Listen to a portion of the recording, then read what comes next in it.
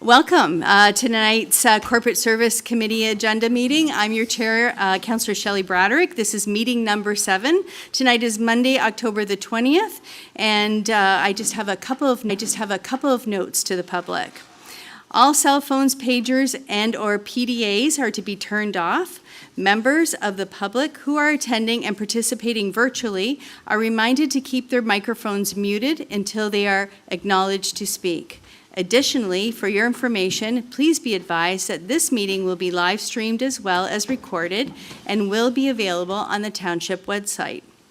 Comments can be made from members of the public for a matter that is on the agenda by advising the chair during the request to address an item on the agenda section of the agenda. The public may submit written comments for matters that are on the agenda to jpaylove@westlincoln.ca before 4:30 p.m. on the day of the meeting for consideration by the committee. Comments received after 4:30 p.m. on the day of the committee meeting will be considered at the following council meeting. Comments submitted are included in the record. And again, this meeting will be live streamed as well as recorded and available on the Township website. I have the land acknowledgement statement to read. The Township of West Lincoln, being part of the Niagara region, is situated on treaty land.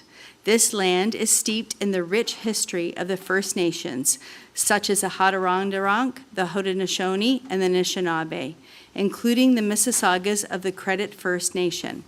There are many First Nations, Métis and Inuit from across Turtle Island, that live and work in Niagara today. The Township of West Lincoln, as part of the regional municipality of Niagara, stands with all Indigenous people, past and present, in promoting the wise stewardship of the lands in which we live. And I'm going to look to see if there is any change in order of items on the agenda. Seeing none. Also looking around to see if there's any disclosure of pecuniary interest and/or conflict of interest. Seeing none. That brings us to appointments. 5.1, item CS55, Watson Associates Economics Limited, re water wastewater user rate study, and we have a PowerPoint presentation.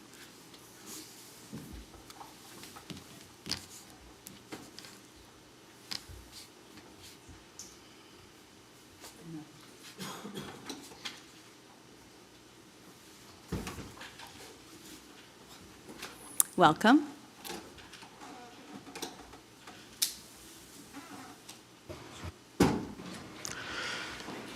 Good evening, Madam Chair, members of the committee and staff and the public. Happy to be here to provide a presentation on the water and wastewater rate study as part of the financial plan application that the township has to provide as part of your 5-step drinking water license.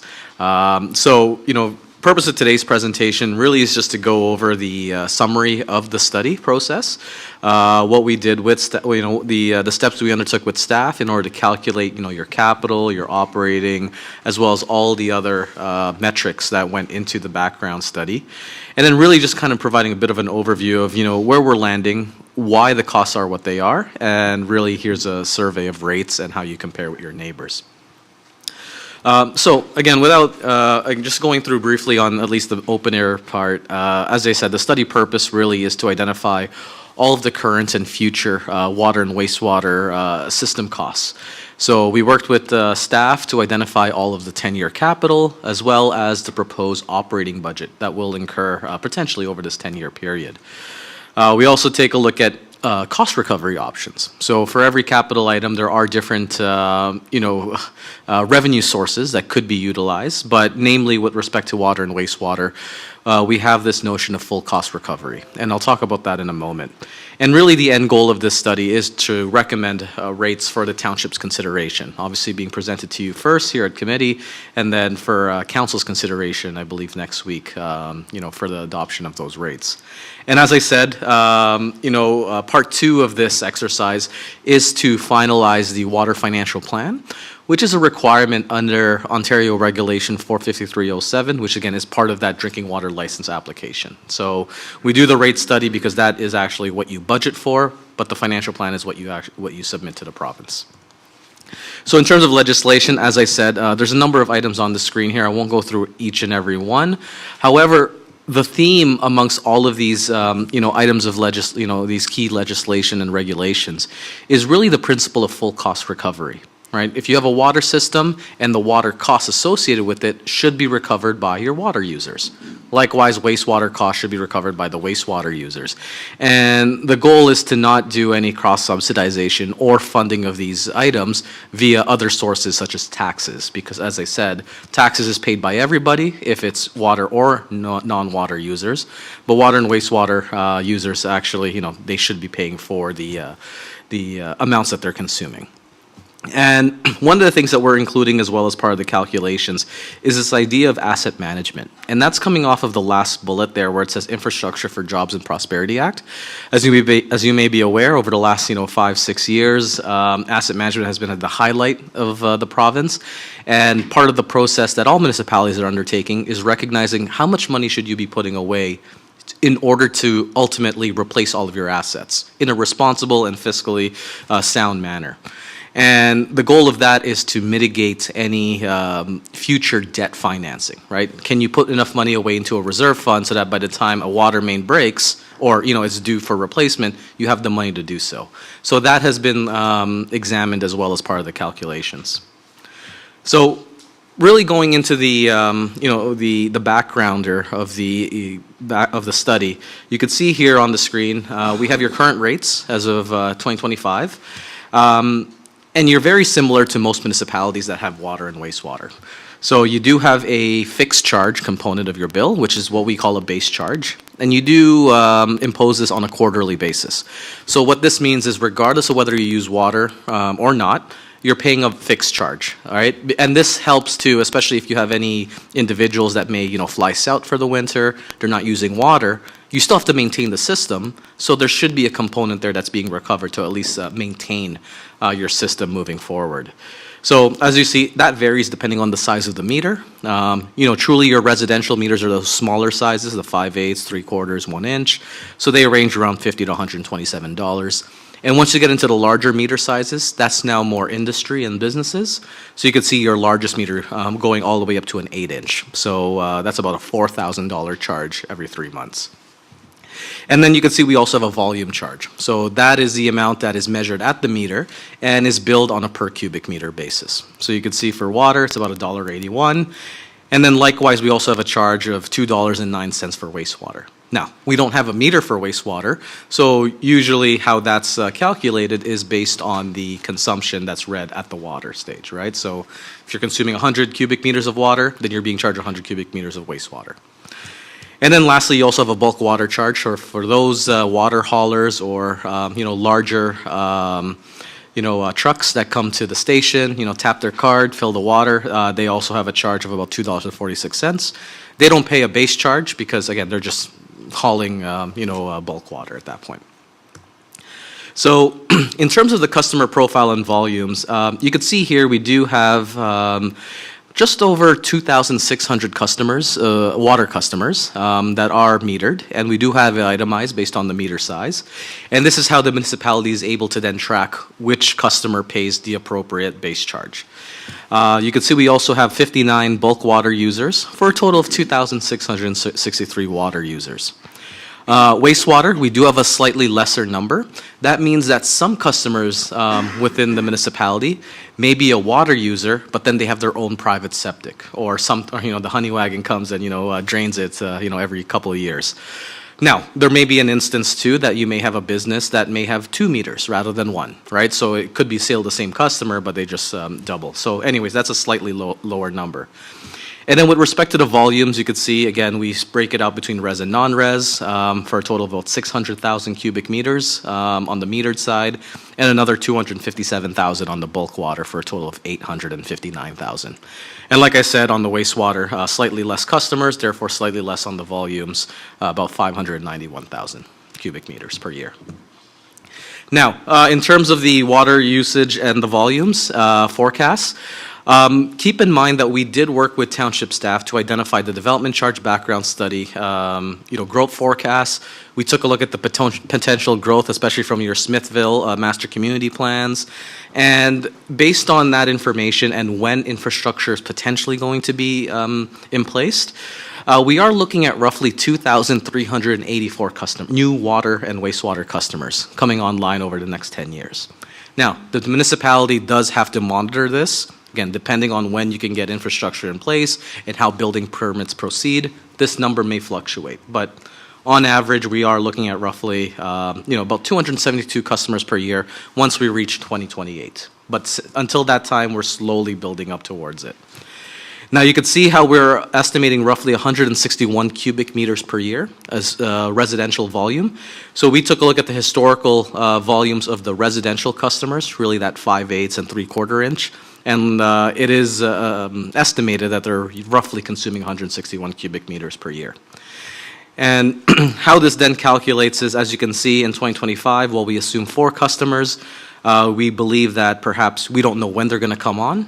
Some may come in the beginning of the year, some may come at the end of the year. So we assume a full year's worth of billing from half those customers, hence the 2. And we do that half-year rule each and every year. But really, at the end of the forecast, we are estimating roughly an additional 318,000 cubic meters of water, billable water, that will be added to the system. So with that being said, we had 2,604 customers. We're adding another 1976 by 2034 of a full year's worth of billings.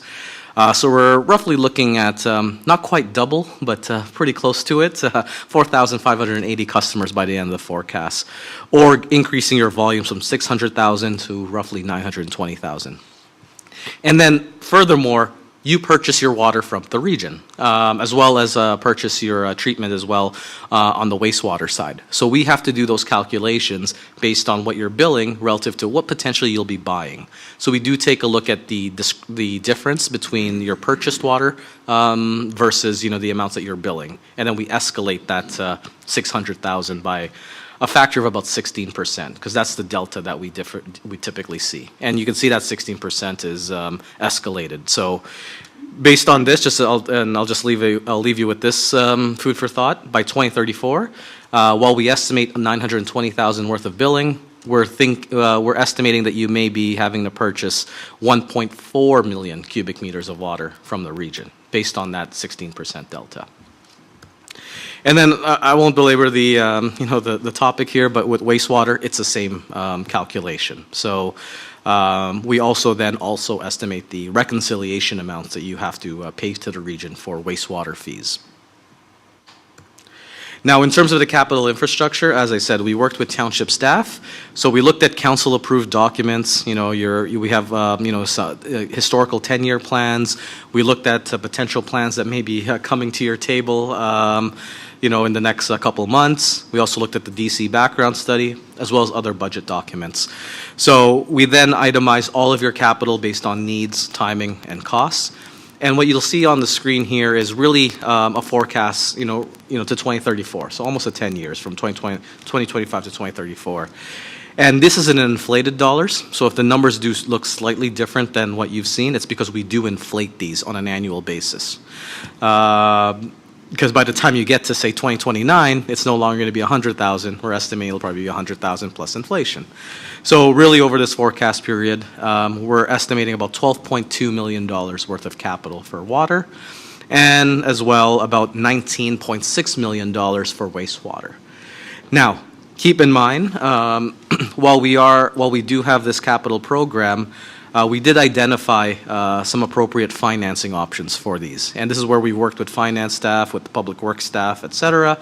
And we looked at different sources, such as using your reserves, your operating budget, how we transfer money from your operating budget to the reserves and reserve funds, and then utilize it when the time comes. We also have some grants that we're estimating for certain works. And then obviously, any growth-related projects, we use development charges. And there is some debt as well that we're estimating over this period. Now, just as an overview, we do have some reserve funds on hand, so we are going to be using this through the forecast. We have about $1.3 million on the water side and $2.1 million on the wastewater. And we also have DC reserve funds. Now, the DCs don't impact your rates because the assumption is as you get building permits, you're getting that development charge money from developers. Likewise, if you do have any works that may be a bit, harder to undertake because of the order of magnitude, this is where we can chat with the development community and perhaps, enter into some type of financing agreement to help in place these construction of these infrastructure works. So in terms of the operating budget, as I said, we worked with staff, we forecasted the 10-year budget, and you can see the percentages where we're inflating most of the items. Personnel-related items are roughly about 2.9% per year increases. All other expenditures are about 2% per year, really keeping up with, just with inflation.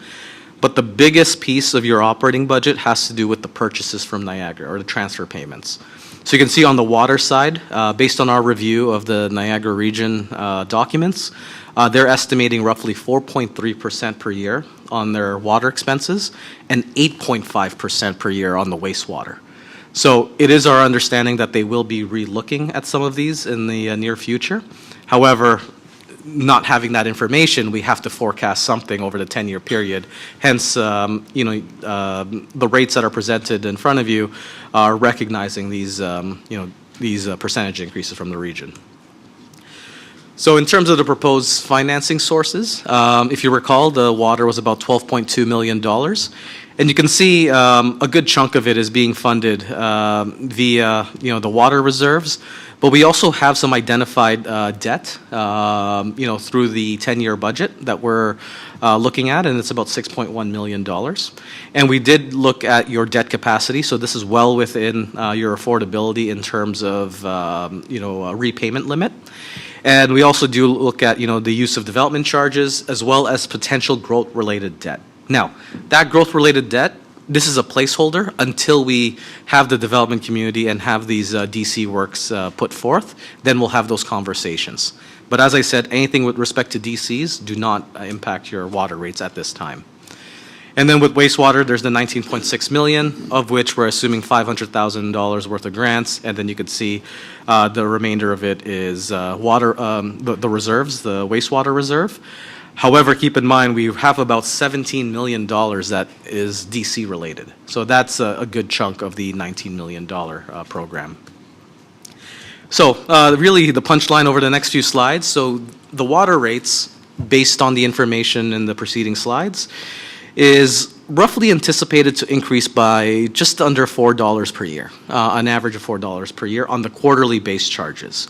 So you remember on that $50 quarterly base charge, it's assumed that that'll increase roughly at $4 per year over this time horizon.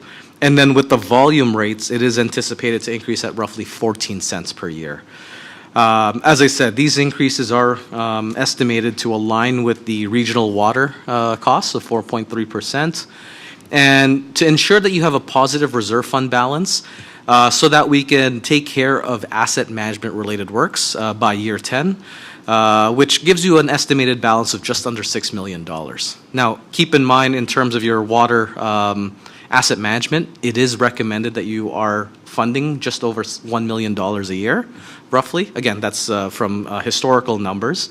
So it does provide you a little bit of a runway. However, the township will need to monitor the level of investment for asset management. And in terms of the operating budget, you can see here, we're roughly increasing from $2.6 million to $5.7 million over this 10-year forecast. But you can see a good chunk of it is with respect to the operating costs and the transfers to reserves. And then we've also noted the debt components as well, and separated between what's growth versus non-growth related. In terms of a water bill for an average residential customer, I mentioned that that $4 per quarter increase. So you can see with that $4 per quarter increase on average, it is estimated that if you're consuming 161 cubic meters, we're looking at an annual bill increase of about $49 for 2026. So that's looking at the four times the quarterly rate, base rate, as well as that volume charge going up. So if you look at this on a per quarter basis, that impact is about $12, for the first year. And then as I said, it averages out over the rest of the 10-year forecast. In terms of wastewater, very similar to water. However, the increase to the base charge is slightly higher. It's going to $15.27 per year over the forecast period on the quarterly, and 27 cents a year increase to the wastewater rates. And as I said, the biggest driver of this is that regional wastewater increase of 8.5%. However, this program does not require any additional debt. So with these increases, we're not estimating any non-growth related debt. However, we still have to deal with the DC related component as it comes. And we are estimating to have an estimated an ending balance of $6.9 million in your wastewater reserve to assist with asset management works. And as you can see here, the wastewater budget, it's a little bit more of a steeper increase. We are estimating going from $2.8 million up to $10 million by the end of the forecast. As I said, the main driver of this is the purchases to Niagara region. However, should they revisit their numbers, we would revisit this as well, in the coming years. And similar to the water bill, this is where the wastewater bill for this customer, for an average customer, would increase roughly from $805 in 2025 to about $878 in 2026. So that's a $72 increase annually. And how do you compare in terms of your neighbors? Well, as you can see here, right now, you're a bit right. Your current charges are, the fourth from the right of this, of this scale. However, with these increases that I just presented, we are proposing to go about, 5 ranks up. However, keep in mind, you're one of the few that have recently updated your water rate studies. Those other municipalities will now have to relook at their rate studies as well to recognize these increases that have been put forth by the region, as well as the asset management needs as well. So we do estimate that a number of these municipalities will open up their rate studies and start updating soon. So with that being said, that concludes my presentation, and for committee's consideration is consider the proposed rates, the capital and operating, and provide any feedback. Thank you very much for your detailed presentation. I'm just going to go to the committee to see if they have any questions for clarification, keeping in mind there is a staff report that is coming up in the meeting that's also going to discuss this same topic. Councillor Maychuk. Through you, Madam Chair. It was interesting this week, my daughter left the tap on, and I says, you're wasting water, it's valuable, and it costs. And she said, I always thought it was free. So this was an excellent presentation, thank you. For those people out there that might not understand, where are the costs for providing water? Can you just provide a very simple explanation, like the ABCs of what, based on a percentile, because I think that's easiest. So based on a percentile, what percentage would go to like capital investment, maintenance, your labor costs, just to give a rough idea so that residents understand what that goes towards. Absolutely. If that can be explained. Yep. So through the chair. So as you can see, we did have some estimates here in terms of the operating budget. So let's take water, for example. As part of your operating costs, we have about $2.6 million, say in 2026. Well, the pure operating is about $2.4 million. So really what we're transferring to capital, at least in the, that beginning stage, is only about $160,000. So you can see there's kind of that delta there where, it's about, call it, just under 7%. Now, having said that, as you get a bit more intensive on capital, you can see how that transfers to reserves is increasing over time.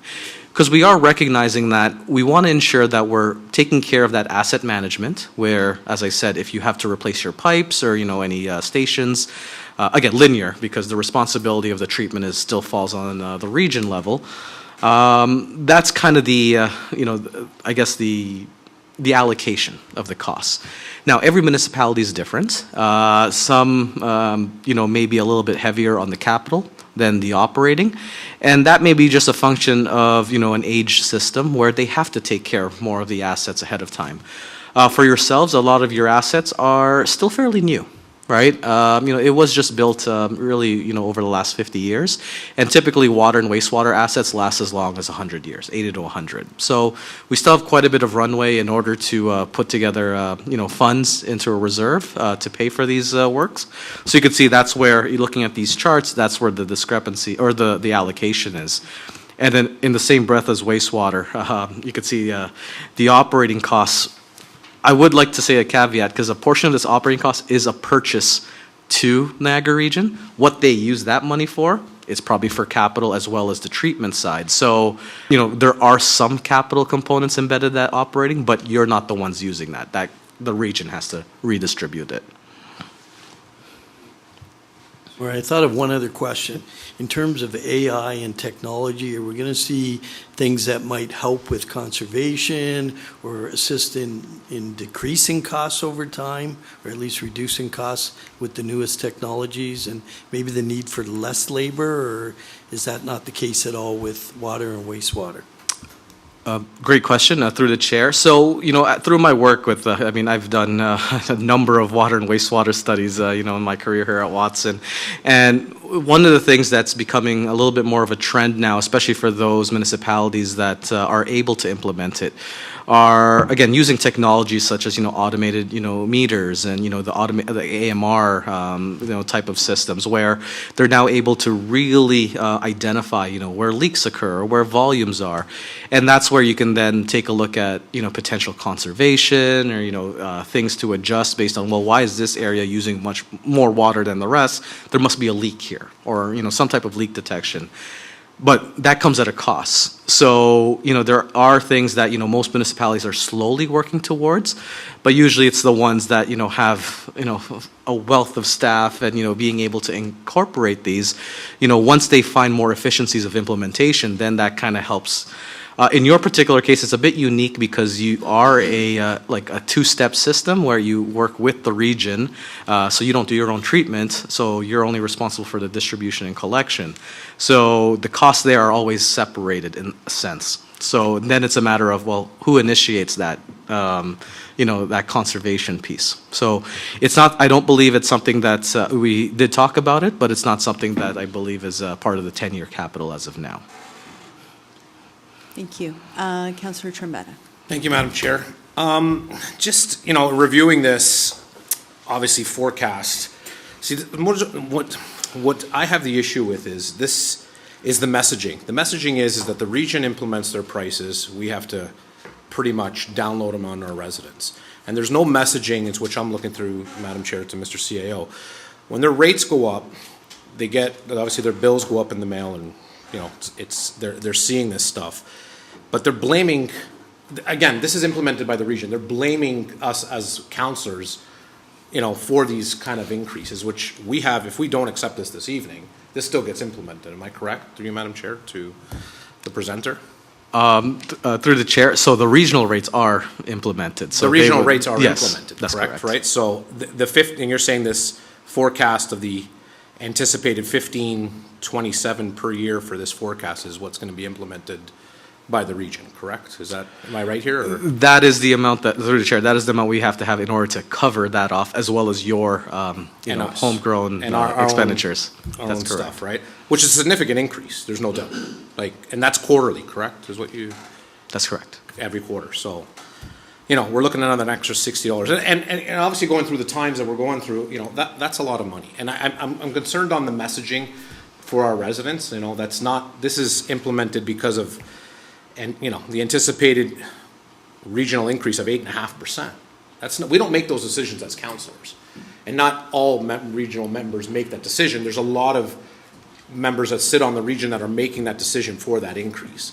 So my concern is the messaging getting to the residents that these increases are because of the regional increases, not so much because of us councillor increases. So I don't know what gets put in the mail when these go out, but I'm looking for something that kind of says, hey, I had no control on this. I don't sit on the region as a councillor. So through you, Madam Chair, to Mr. CAO, maybe you can add to this, or my concerns, I guess. Thank you, and through you, Madam Chair, you're exactly correct, Councillor. This is not something that West Lincoln or any of the lower tiers in Niagara are able to set independently. We are billed from the region. There was a good presentation that was done actually to Committee of the Whole with Niagara Council on last Thursday, and that detailed the size, the scope of the near crisis that's facing the region with respect to water wastewater funding and the deficit of building those reserves up over time to plan for this infrastructure. So the whole region is in a precarious position right now when we are looking at these rates going forward. I think that there's some good messaging that the region has developed around why this is the case and why we need to be investing the way we are right now at the aggressive rate that we are. And we can take a look at building off of some of that messaging in any material that we put out when this increase is passed along in West Lincoln. Okay, thank you, Madam Chair. Those are my questions for now. Maybe I'll come back afterwards. Thank you, Madam Chair. Of course. And Councillor Chichuk. Thank you, Madam Chair. And my first question is rather simple. It's the fixed fee that is per meter size.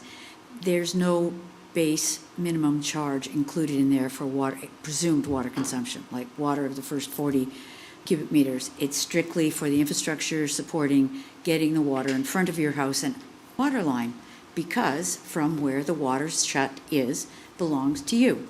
So you'll fix that if there's a leak. We'll fix it if it's beyond that. But thank you for that thing. And I guess that's really why the volume bulk water charge is a little bit high.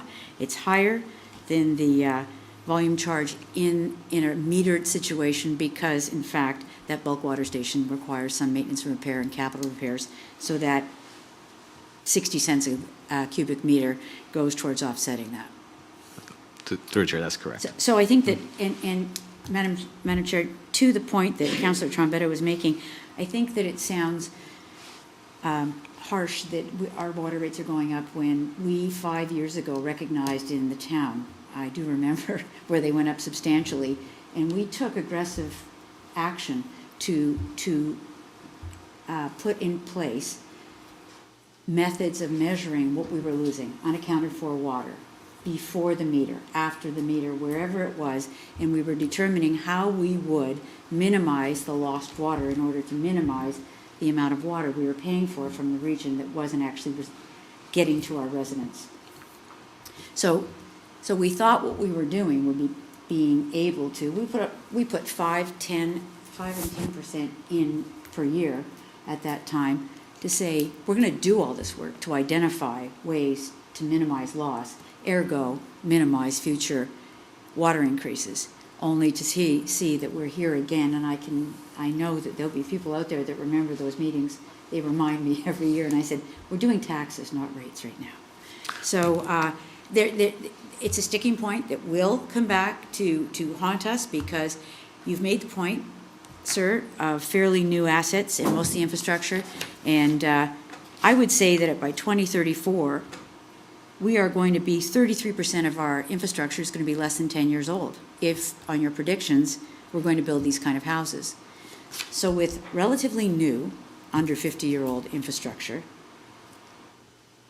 and a third of that new growth being new growth that is going to be less than 10 years, I would hope that the unaccounted for water percentage is over calculated at the 16%, because it's got to go down, because our unaccounted for water, or to your point, your delta, has to be less, or we're investing all this money. And I'll look at our director, Mr. DePaula, and say, well, what are we putting all that money into the infrastructure as it is?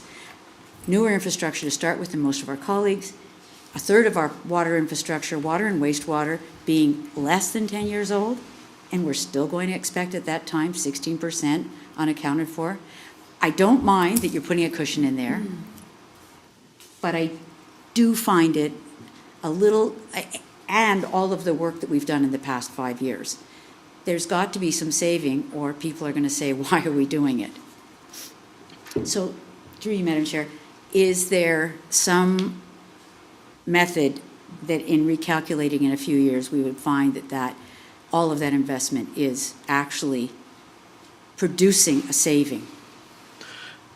So through the chair, we can open up the rate study at any time. So hence I mentioned, if the region ever changes some of their methodology on their percentage increases, we can revisit this as well.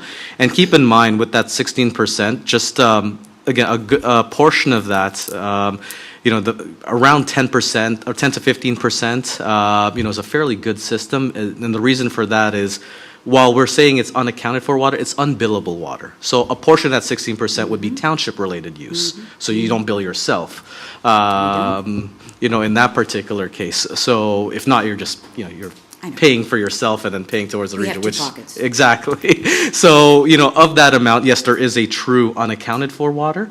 But, again, we would have to work with Mr. DePaula and his team to figure out, of that 16, what is the township own use water, and then that remaining percentage is truly the unaccounted for piece. So, thank you. And through you, Madam Chair, just follow up to that. I just think that because it's been such an acute issue, and I remember being in this room 5 years ago or 6, where people were very, very cognizant of the numbers that were in here.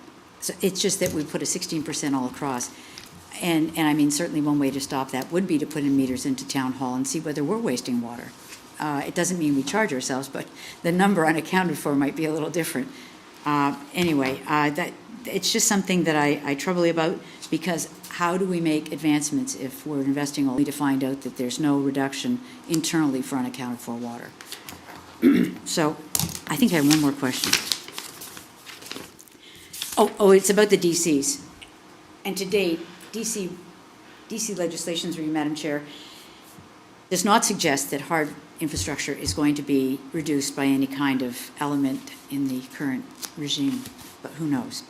So I see your point in saying, but I just want it clear to the people who might be watching this today or in future, that DCs have not been accounted for. So we've got the growth-related debenture requirement saying we will have to borrow until we set the DCs. And then DCs would get back some of that with each home that was built. So in fact, we're not looking at debt. It's a big number. We had a hard time trying to fund a local community center because of debt. And the numbers here would be almost that amount. So those numbers will be largely offset by the development charges attributable to new home construction. It's just that since we don't know right now how much for each home, that you put it in there as debt. Through you, Madam Chair, am I correct? Through the chair, so the reason why we put it as debt is because we weren't sure exactly whether to, utilize, the full extent of your reserve funds and then, drop that into deficits and call it as a commitment. So it's showing it as debt here because if you had to undertake these works in the absence of working with the development community and figuring out when and where you could install these works, the reality is, you'd potentially have to incur this debt, and if the timing aligns with what's included in the capital program. I just want to be really careful because we're talking about front-end loading. We're talking by developers. We're talking about developers carrying their weight on infrastructure that is attributable directly to growth. I don't want to scare. I just don't want that to get out there, because it sure does sound like we're growing with a heck of a debt that is going to be a burden to all taxpayers, and that wouldn't be a fair representation. So, I'm sorry, I'm thinking taxes, and I'm thinking about the poor people of the world. Anyway, those are my questions, Madam Chair. I do want those clarifications, if we can, at some point, be brought to the community at large, and as we go forward with taxes, not to be suggesting that you're carrying $20 million worth of debt. That wraps it up That's for it. you? Okay. Anyone else? And Councillor Rayner. Thank you. You saved the best to last. Is that it? Absolutely. Thank you, Madam Chair. Through to the presenter, thank you for your presentation. You're very clear. You're very concise. You're one of the better presenters that we've had here in a long time, and I thank you for that. The information that you started out with, to me, is critical. I represent the country. Most of us, we utilize our own waste. We don't burden the township with it. We look after our own problems. And we get our water.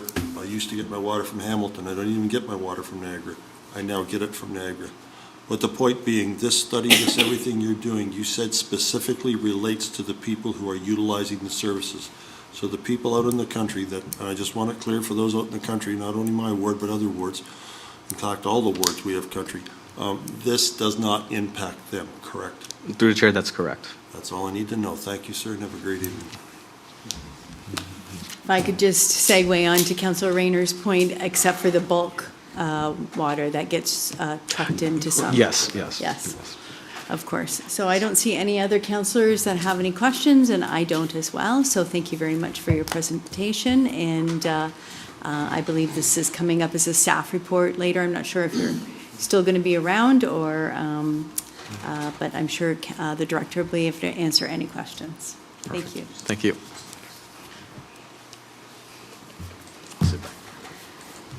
Okay, that leads us into item 6. It's the request to address items on the agenda.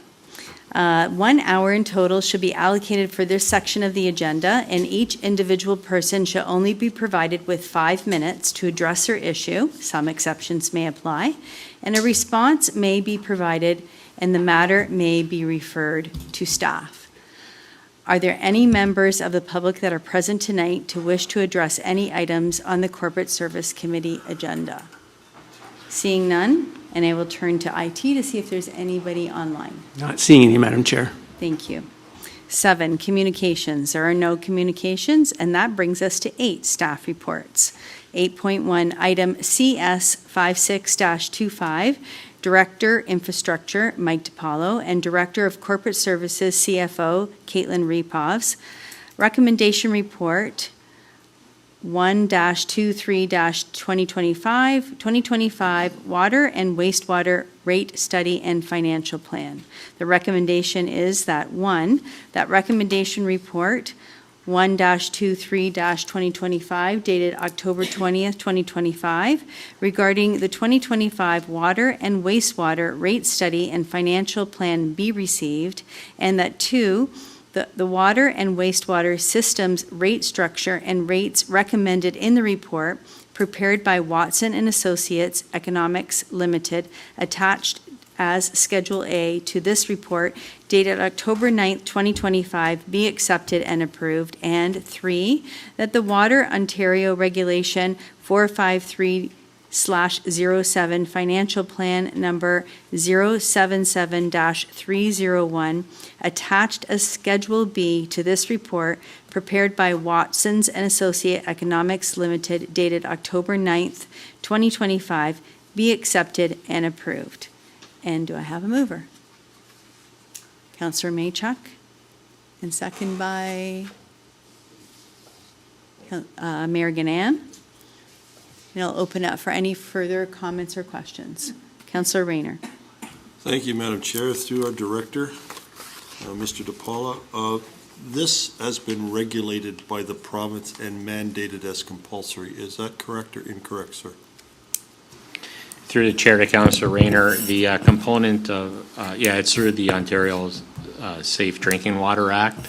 The requirement to complete a financial plan is part of that act. It has to get done and submitted with our drinking water license renewal, which we do every 5 years. So that is correct. Okay, then one further question through to the Director. Should Council decide to turn this down, what would be the penalty under the provincial law for the councillors who did that? Through the chair to the councillor, I think we would put our safe drinking water license at risk and probably wouldn't get our license renewed. So we don't want to put ourselves in that position. And the councillors that turned it down? The councillors are the governing body of providing the resources and necessary resources to operate the water system. So ultimately, the council is the governing body for that. Thank you, Madam Chair. So I think what the Director is trying to say is that we are responsible for this, and should we not do this, the penalties could be up to and including jail time. Is that not correct, Mr. DiPaolo? Through the chair, I don't know exactly what the penalties are, but there are some penalties. Thank you. That's all I need to know, just so that council realizes that when they're voting. Thank you. This is really not a democratic system right now. Yeah, I see that. And I'm going to go to Councillor Riley that is online. Can you hear me, Madam Chair? Barely. Barely. Okay. Is There, this any better? that's perfect. Okay, perfect, thank you. Yeah, for you to, I'll go to our director. My question is, Oh, we have lost you, He doesn't Counselor. have a question. can you hear me now? Yes. Okay. That was a I'll good try to be question. quick. I think it's my internet here. I might turn my screen off. Question is, to you, to the director, can we, where are we in terms of trying to look for some kind of summertime rebate for users? Through the chair to Councillor Riley, I think you're probably referring to the fact that sometime in the summertime, people are using water for outside purposes, and it doesn't go into the sanitary system.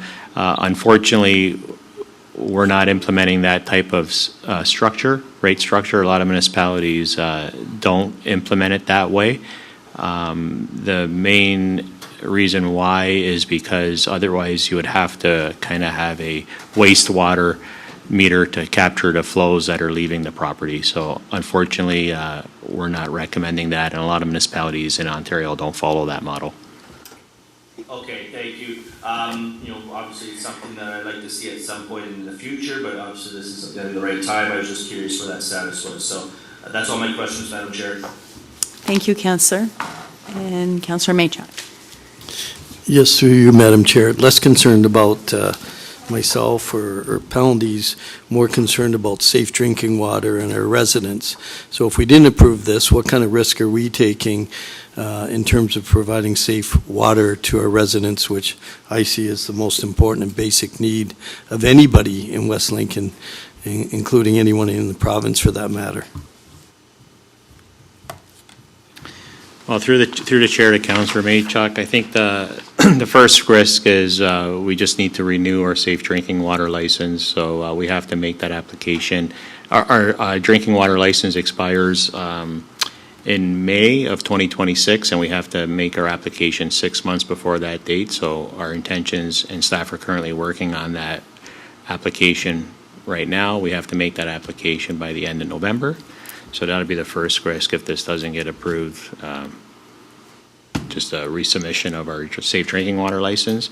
And then as per Byron's presentation and as outlined in the report, setting the rates is a fiscally responsible plan to make sure that we have enough funds in place to maintain our system, our operations of our system, and our capital renewal of our system in a safe manner to provide safe drinking water to the community. Councillor Chichak. Well, just so that it's not mistaken, none of my questions were meant to be anything to do with the good quality of our water or the safe drinking water. They were to talk about the fact that this is an estimate, this is a projection based on what we know today for the system as it stands. So with it and with all the improvements that we're putting in and this plan funds, I would hope that we would be able to find internal to the municipality some savings, some reduction in water waste. Because I love clean water and I love us to have safe drinking water, but it's always been a bugaboo with me, too much like Councillor Maychuk, turn that tap off. Turn the lights out, but turn that tap off. So, Mr. DePaula, if through the chair, if you are going to be given the kind of money that's there, are you hoping to maintain or make better the kind of waste that is inherent to the system, not what people do in their homes? With the given program that we have here. Yeah, through the chair to Councillor Chichuk, that's always our big and goal in our department, is to find efficient ways to provide that service level. That's most important, is that this is giving you enough tools to be able to put us there and to keep a system that is tight within our municipality. And if people keep the taps turned off in their house and the toilets from leaking, we might just have a tighter system. Thank you. Seeing no other questions, I have one myself to the director. As Byron had mentioned, the rate study could be opened up at any time. Could you describe just briefly for the committee how do we continue to monitor that, the rate study, the rates are accurate and projected to be what we need them to be on a yearly basis? Yeah, through the chair, I think, through the corporate services department and our operations infrastructure department, whenever we do our quarterly billings, whenever we do our capital budget and our forecast, we'll have internal meetings and see where what the state of our infrastructure is and what the state of our finances are. And if we determine that it's the right opportunity to reopen the study, then we'll bring something forward to council and get that approved so that it could be included in the capital budget to relook at the study. Thank you. But we'll be doing an annual review. And it sounds like our director of corporate services would like to add to that. Okay, great. Through the chair, I'll just add on to Director DePaula's comments, and thank you, Mike, for noting those. Each year through the annual budget process, the township does look to see what the region rates are that are currently going to be, that have been approved through the region's water and wastewater budgets. And each year as well, the user fee rates are presented to council in December of each year. And we do look at those against what the region is currently charging, and we do make those recommendations to council. In the past, administration has recommended increases in line with the water and wastewater rate study. However, if we're seeing that the increases from the region are differing from what is in our projected water and wastewater rate study, we can make those adjustments and present them to council for recommendation at that time. Thank you for that clarity. Councillor Trombetta, you had an additional question? No, kind of yes and no, but I just want to know the last rate study when it was opened up. Through the chair, Councillor Trombetta, it would have been 5 years ago in 2020. So now we opened it up. So, and just another question through you to the director. So a town like Pelham, who's on the bottom end of that scale, how long can they keep going without opening up their study? So it looks like to me that if they can avoid opening the study, the rates don't change and push it on to administration after administration after administration. Through the chair to Councillor Trombetta, as per Byron's presentation, the financial plan has to be done every 5 years to renew your safe drinking water license, and then that's kind of the time when you would have to complete a water or wastewater rate study in order to update your financial plan. So at a minimum, every municipality does it every 5 years. Okay. Thank you. Seeing no other questions, we'll put the vote in front of you.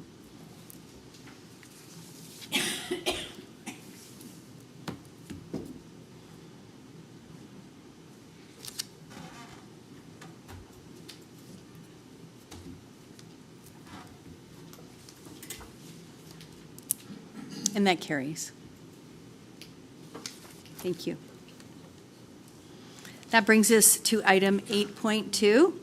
Item CS57-25, Manager of Finance, Deputy Treasurer Steve Emsley, and Director of Corporate Services, CFO Caitlin Repovs. Recommendation Report T-16-2025, Draft Financial Statements and Audit Findings for Year End 2024. Recommendation 1, that Recommendation Report T-16-2025 titled Draft Financial Statements and Audit Findings for Year End 2024, dated October 20th, 2025, be received, and 2, that the 2024 draft audited financial statements attached as Schedule A to this report be approved, and 3, that the 2024 audit findings report attached to Schedule B to this report be received. Can I have a mover? Councillor Trombetta, second by Mayor Ganan. And I will go to the director. Do you have anything to add to the report? Through Chair Broderick, I will pass that over to our manager, Of Steve course. Emsley, who will I'm provide sorry. some comments. Thank you. I'm sorry, Steve. Thank you, Madam Chair. Yes, just a few words on the audited financial statements and accompanying reports. Staff are pleased to present these draft 2024 audited financial statements and audit findings. The financial statements prepared by Treasury staff provide council members of the community and other interested parties a transparent summary of the Township's financial position and operations for the year ended December 31st, 2024. Our Township's Our financial statements were audited by KPMG LLP, and attached to the statements is the independent auditor's reports, which indicate an unqualified opinion, otherwise known as a clean opinion. This means that the auditors did not find any material misstatements, either quantitative or qualitative. The audit findings report provides an overview of the 2024 audit results and audit risks. It indicates that there were no misstatements noted by the auditor within the course of the audit, and no other matters to bring to council's attention. Thank you. Very good, thank you. Any comments or questions from committee? Councillor Rayner. Yes, through to Stephen. How come it took 10 months to do this? Yes, thank you. Through the chair. Throughout that time, in any audit, it's quite a long process. There's time after year end for records to come in, be prepared, through the whole process. This year, especially internally, we had a few changes within the department with new roles, new responsibilities that resulted in some responsibilities being transferred that extended a little bit of the time. And it was also largely a new engagement team at KPMG. So there was some additional work in, I guess you'll say onboarding some of the KPMG engagement team members that weren't as familiar with the township and its audit. And ultimately, that's just the time that was required to satisfy the auditors and complete their procedures. Thank you, Madam Chair. The reason I make that comment is I sit on the board for the township, and they are also audited by KPMG, and it was done about 3 months ago. So that's why I was just wondering why. I'm thinking, wow, we're just about into 2026, and we're going to find out about 2024. I can't remember back that far, but okay, I guess everything's all right. It just seems to be a little bit slow. Go ahead, please. Thank you. Through you, Madam Chair. This was a turnover year within corporate services. There were multiple positions from the director to the manager to the supervisor and down. Yes, Mike with the mic. I sit on the board for the township, and they've had their audit with KPMG about 3 months ago. And I don't believe that they had any staff changes, but the staff changes you're referring to were our staff changes, not their staff changes. But I believe Stephen mentioned they had staff changes too. But that doesn't make sense, because if you're going to be the auditor, you don't come in learning. You come in to do the job because you've got the experience. So that part doesn't add up to me. But it's not a training curve coming here. You're auditing. You got to know what you're doing. So I'm sorry, but that's what it sounded like. Like, brought some rookies in here, and you guys are training them, and they aren't even part of the township. Doesn't add up. I'm sorry. It just doesn't add up. We'll go to Councillor Chichak.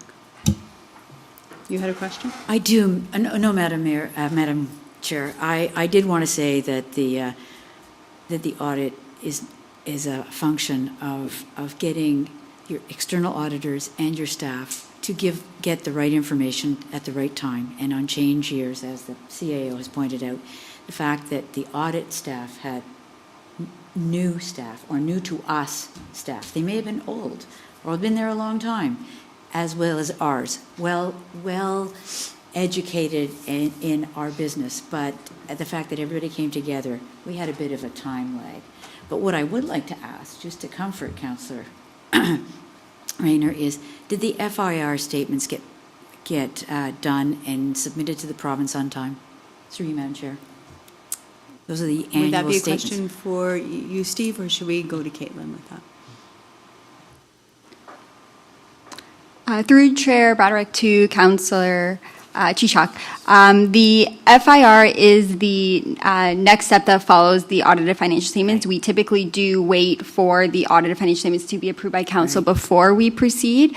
And this has been a function each year of us, administration presenting the financial statements typically in July. So it has been several years, to my knowledge, that we have been able to achieve that May 31st deadline. And as I know for many other municipalities, this it's very few and far between that actually do, unfortunately, meet that deadline. Chair, I'm really, all I really wanted to know is that we're not out of line with other municipalities elsewhere throughout the province in getting our FIRs, which are what the province looks to, and they're the boss. So if the auditors say there's no details and this is not a compromised audit and they have nothing to characterize as being out of line, we'll get the FIRs done to the province in a timely manner, along with all our colleagues in the 444 municipalities across this province. That is correct. That was really the point I was trying to get across. So we're not at a step, we're not at a line. I congratulate you both and to all the staff that work within all the departments that working together at trying to get this done well, and hopefully into the province to get it off your mind for next year's to start. Thank you. Councillor Maychuk. I'll be very brief, Madam Chair. I'm just glad to hear we've got a clean report, and I think that's a reflection of our leadership, our CAO, and people in finance. So thank you for that work. My only question was there anything KPMG asked or came back with, that recommendations or things that could be tweaked or things that we do that maybe should change or we should look at? I'm also curious about that.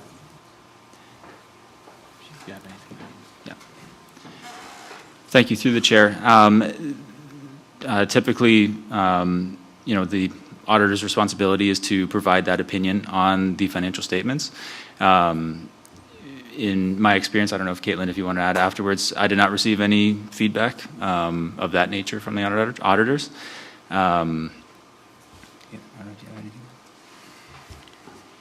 Through the chair, I believe what Councillor Maychuk is referring to would be typically in the form of like a management letter that the auditors would present to management.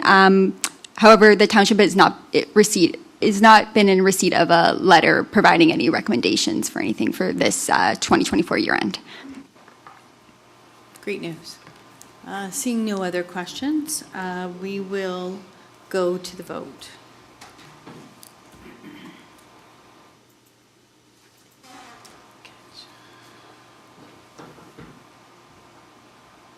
And that carries. Item 8.3, CS 58-25, Director of Corporate Services, CFO Caitlin Repos, Recommendation Report T-17-2025 to 2024 Accumulated Operating Surplus. The recommendation is that, 1, the Recommendation Report T-17-2025 titled 2024 Accumulated Operating Surplus dated October 20th, 2025 be received, and 2, that council authorizes that $150,000 of the 2024 accumulated operating surplus be used as revenue in the 2026 operating budget, and 3, that the council authorizes that $1,285,400 of the remaining accumulated operating surplus be transferred to the contingency reserve. Do I have a mover? Councillor Ganan and Councillor Chichak. And questions or comments? Oh, let's go to the director first. Thank you, Chair Braddock. Through you. So this evening, Council is presented with a report on the 2024 accumulated operating surplus. We are very fortunate to have a significant operating surplus for the 2024 year in the amount of $1,585,400. And we can now provide this information now that Council is seeing tonight the audited financial statements. So several factors contributed to this surplus, the main being the investment income exceeding budget by $792,000. And that's largely due to the higher returns on investments that were purchased in the years 2022 through to 2024. It is important to note, and I just like to draw council's attention to this, that given the current economic environment that we are in, and with those investments coming to maturity, lower interest rates and returns on those investments are expected, which will impact the township's investment returns into the future. This evening, through the report, council is provided with a recommendation to use $150,000 of this surplus towards revenue in the 2026 budget, and with the remaining amount of $1,285,400 be transferred to the contingency reserve, and that has been identified as administration's noting of that reserve being overdrawn and in a deficit position of $365,000. And this the transfer of this surplus is needed in order to rebuild that reserve fund to its targeted balance. Thank you. Comments or questions from committee? Shaking heads over here. No. Okay. We've got some people wanting to get home quickly to watch that game. And the vote's going to come up.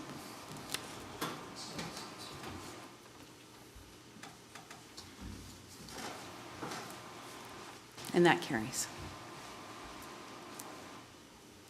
Moving on to 8.4, item CS59-25, Human Resources Advisor Janine Buffo, Recommendation Report HR-01-2025, Township Hours of Operation for Winter Break. Recommendation. 1, that the Recommendation Report HR-01-2025 titled Township Hours of Operation for Winter Break 2025 dated October 20th, 2025 be received, and 2, that the following winter break operating schedule be approved. A, that the Township Administration Building be closed on December 29th, 30th, 25, office closed for a period between December 24th, 2025 to and including January 1st, 2026, and B, that the Public Works Yard remain open on December 29th, 30th, and 31st, 2025, and C, that the West Lincoln Community Center remain open, subject to program scheduling from December 24th, 2025 to January 1st, 2026, inclusive, with the exception of December 25th, 2025. Do I have a mover?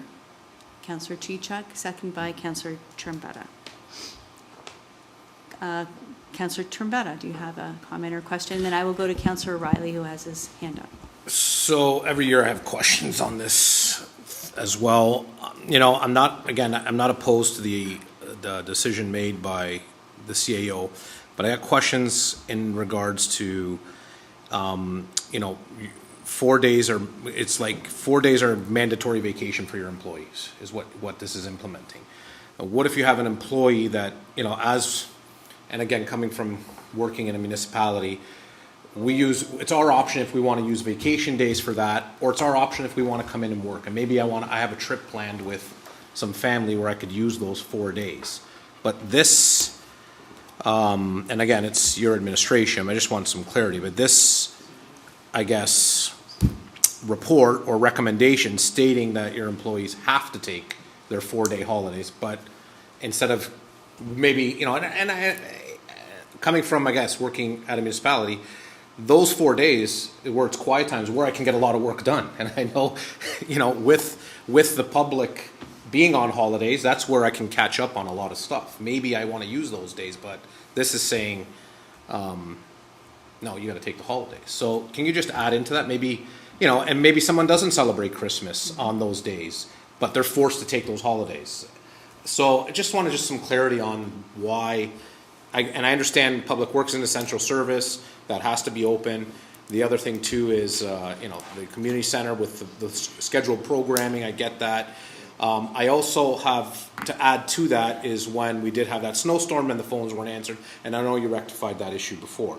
But can we, maybe there's some clarity you can state to the public for those 4 days, like I said, or maybe some staff. I guess if there's a staff majority that wants this, I'm not saying staff doesn't, I take those days off, I do, but I know people that don't, so through you, Madam Chair, to the CAO. Thank you, Madam Chair, and through you.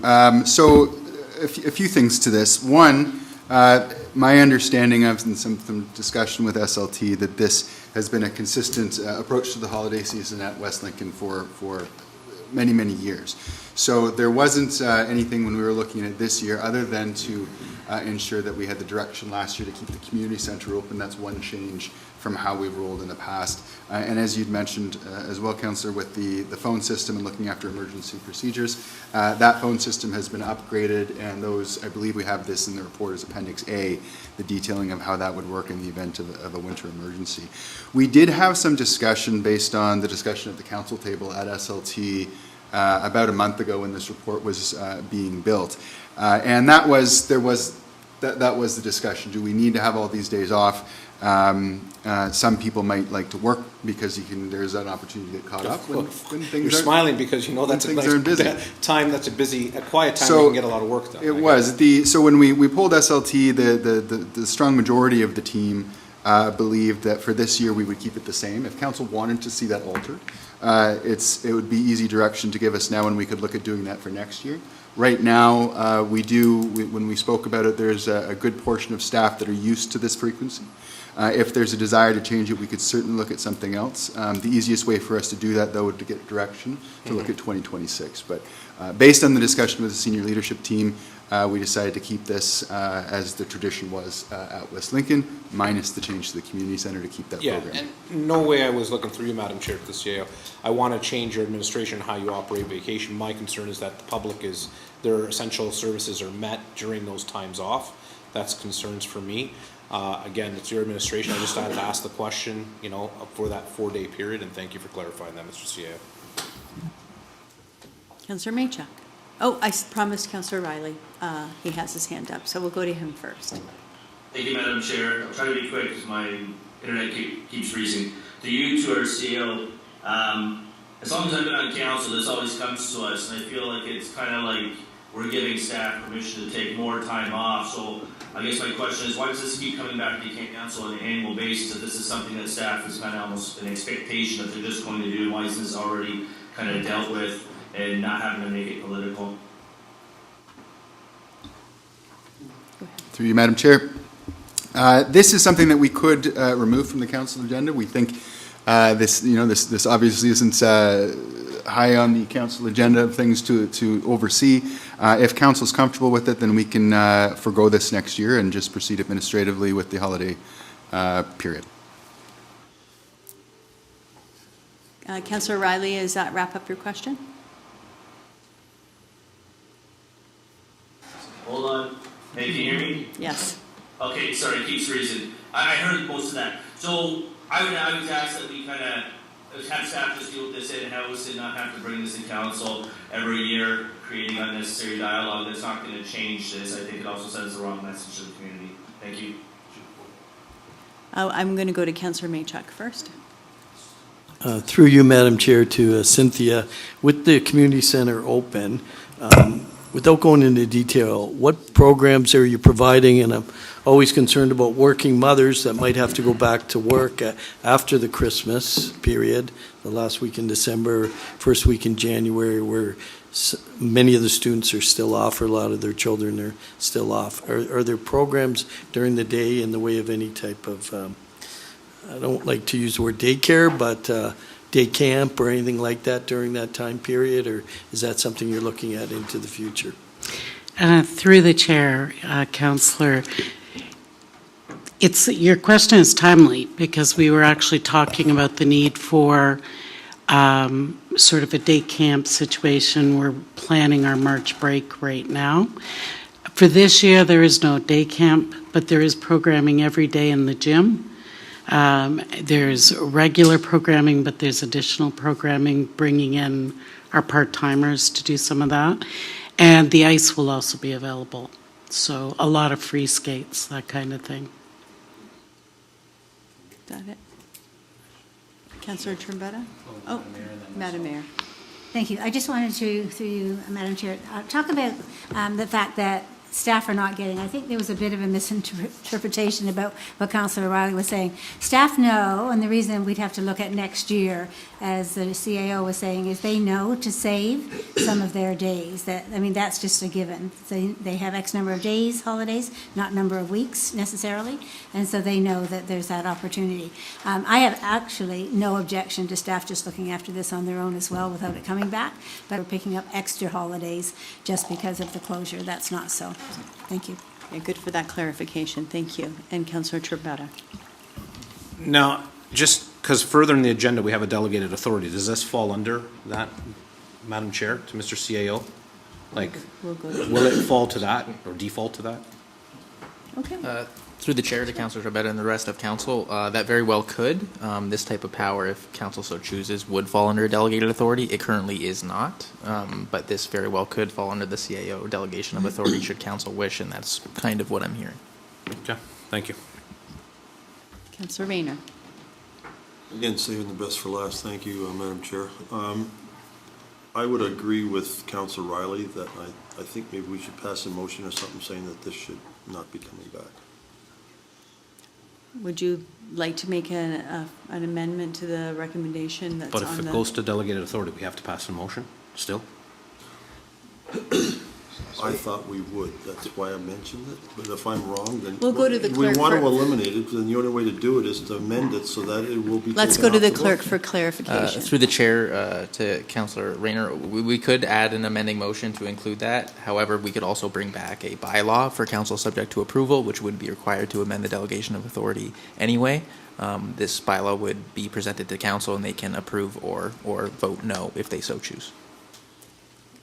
Councillor Rayner, are you good with leaving it for a future meeting since this situation is not applicable again for quite a few months, like almost a year? I'm just wondering why we just, Madam Chair, don't just deal with it now, put the amendment through, vote on it now, and it's done. Why have we got to go through the whole process over and bring a bylaw back? I would assume that it's for all of us to have some, time to reflect and think about it, but I can ask the clerk for further clarification on the difference. Through the chair to Councillor Rayner, if Councillor Rayner wishes to put a motion forward, we could. However, again, as the chair stated, we do have some very few months in between where council can bring back a report just on that amendment. However, it is up to Councillor Rayner whether he would like to make the motion or not. I'll go back to you, Councillor Rayner. Would you like to make them? I have a feeling that they'd rather bring it back later. I just like to move on, and I don't like to bring baggage with me as we go if I can lighten the load so I can concentrate on other things. But if we're going to bring this back down the road and that's the flavor of the day, then I guess that's the way we go. So Okay, I let's will do decline. that. Sorry, Councillor Riley, go ahead.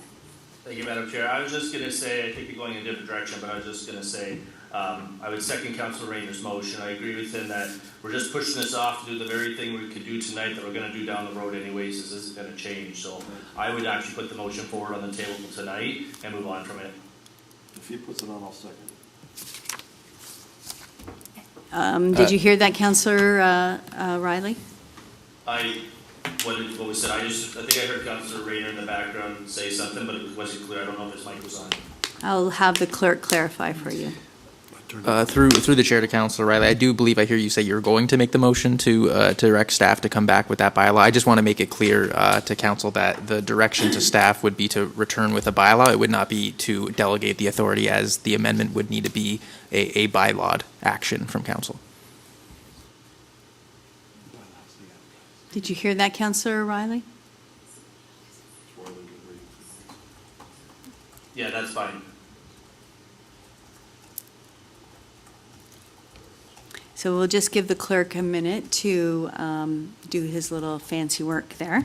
And If I may, Madam Chair, I don't think this is my internet that's delaying. I'm kind of wondering, and this may be a conversation I'll have with staff later tomorrow, but there certainly seems to be something wrong with the Zoom itself seems to be breaking up. I've reached out to somebody else who's having the same problem, so I apologize for my delay, but this doesn't seem to be an isolated situation. well, there's some worldwide web situations that are going on today, so maybe that's affected Zoom as well.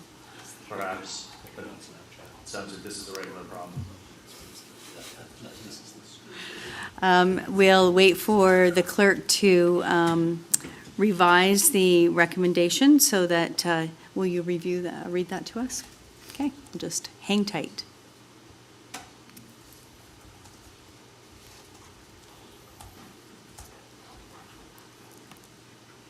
Time to check your social media to see if it's working.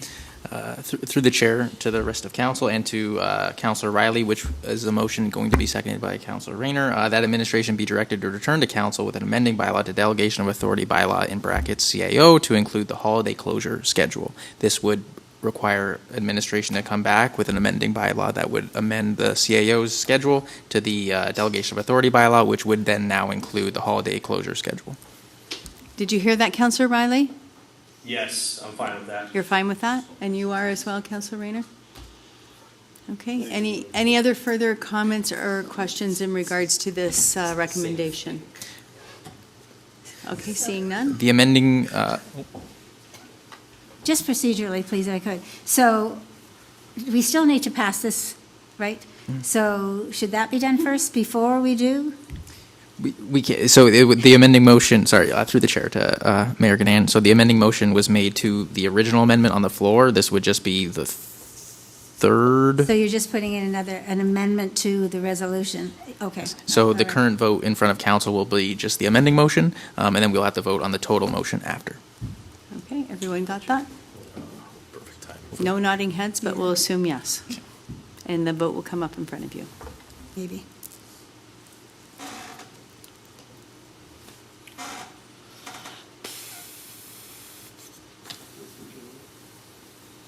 So okay, it did come. I had to restart, so.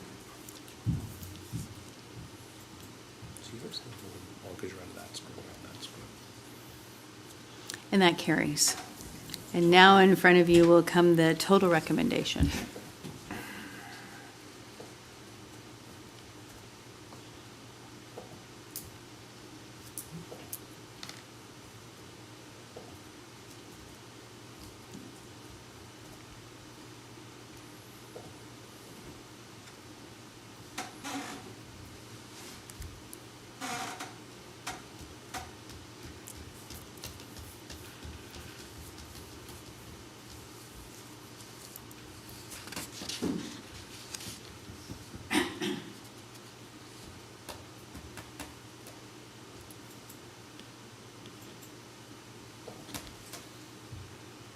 And that carries. Okay, thank you. That brings us to item 8.5, Manager of Legislative Services / Clerk, Justin Paylove. Re-recommendation report LLS-10-2025, amendment to delegation of authority bylaw, addition of the Director of Legal and Legislative Services, the Director of Community and Protective Services, and the Clerk. Recommendation 1, the recommendation report LLS-10-2025, titled Amendment to Delegation of Authority Bylaw, addition of the Director of Legal and Legislative Services, the Director of Community and Protective Services, and the Clerk, dated October 20th, 2025, be received, and 2, that the amending bylaw, such as the one attached as Schedule A, be approved. Do I have a mover? Councillor Maychuk and Councillor Rayner. And we have, would you like to comment on that? Through the chair to the rest of council, I didn't know I would already be doing a preamble to the delegation of authority. However, this is the conclusion of the delegation of authority project. As council was aware over the past year, we've made steps to include all heads of the organization, starting with the CAO and moving downwards. These are the last 3 outstanding directors that were left. This will be the conclusion that we're all happy to see. All the powers reflected in the schedules are powers that were either already delegated down to staff, however not tracked through bylaw, often through resolution. This again will provide council and administration through the years confidence in what powers were delegated down through council and what their responsibilities are in their jobs. Again, thank you to everybody in my department for helping with this as we concluded. I'm going to Councillor Rayner. Please do. Well, thank you. Since I seconded it, Madam Yes, Chair, absolutely. That definitely should go first. Thank you very much. Through to the CAO, I have a lot of respect in your intelligence and ability to run this council, run this township. Have you obviously approved this, and this is to your satisfaction, sir? Thank you. Through you, Madam Chair, yes, it is. That's important to me, because obviously it's got to be directed from the top down, and if the gentleman who's running this township is comfortable with the authority that's given to these people, then I'm comfortable with it. Thank you. Councillor Trombetta. Thank you. So, my questions are a little different than Councillor Rayner's. So, obviously we're giving delegation authority to members of CAO and staff. Where, I'm glad, maybe, we don't have to produce, we don't have to, I guess, come to council on the licensing for a hot dog cart. I get that, and I'm fully respect that those decisions can be made in-house. But there will be a decision that you guys make, which I'm thinking in the future, that might be controversial, or there might be some issues that you have delegated authority to do, and where, as council, we'll need to know, so my question to you, Mr. CAO, is there going to be every 2 months on the delegated authority you've gave out, reported back to council? Because there might be that instant where, as much as it's licensing for a cart, it became a very controversial issue with the municipality, and you guys gave that authority, not this council. So can you please verify how you're going to relay your messages back to this council on these, and is it going to be in a consent agenda item? We'll see all the delegating authority. What is happening with this, please, Madam? Thank you, and through you, Madam Chair. As with most things, there's many shades of gray in the work that we do, and part of the job that you trust your administration with is sorting through that and looking at all those different shades of gray and determining while in one instance there may be a delegated authority that allows such action to take place. The judgment that we would apply onto that is if there is a political angle there, if something is not, it may apply, but there's a wrinkle. These are things that we would either choose to bring reports for information, or we would still bring a report for direction. In that report, we would acknowledge that there is a delegated authority around that, but we are asking council to weigh in to provide some direction because of the nature of that issue. So like most things, I think there was a report relatively recently that actually we did bring of that nature where we did have the delegated authority. It's escaping me at the moment what that issue was, but we brought it to council anyways to get some direction on whether or not we should proceed in manner A or B. So this is the way that we would proceed. I think it would be sometimes challenging to detail all of the delegated authorities because in reality everything that we do must be delegated from council. Correct. There's nothing that we can do if it's not in a bylaw. So it would be difficult to report on the use of all of the delegated authorities. That would be an expansive list of things that we do each day. But if council is comfortable with how I've described that, that's how I would like to proceed with it. Okay.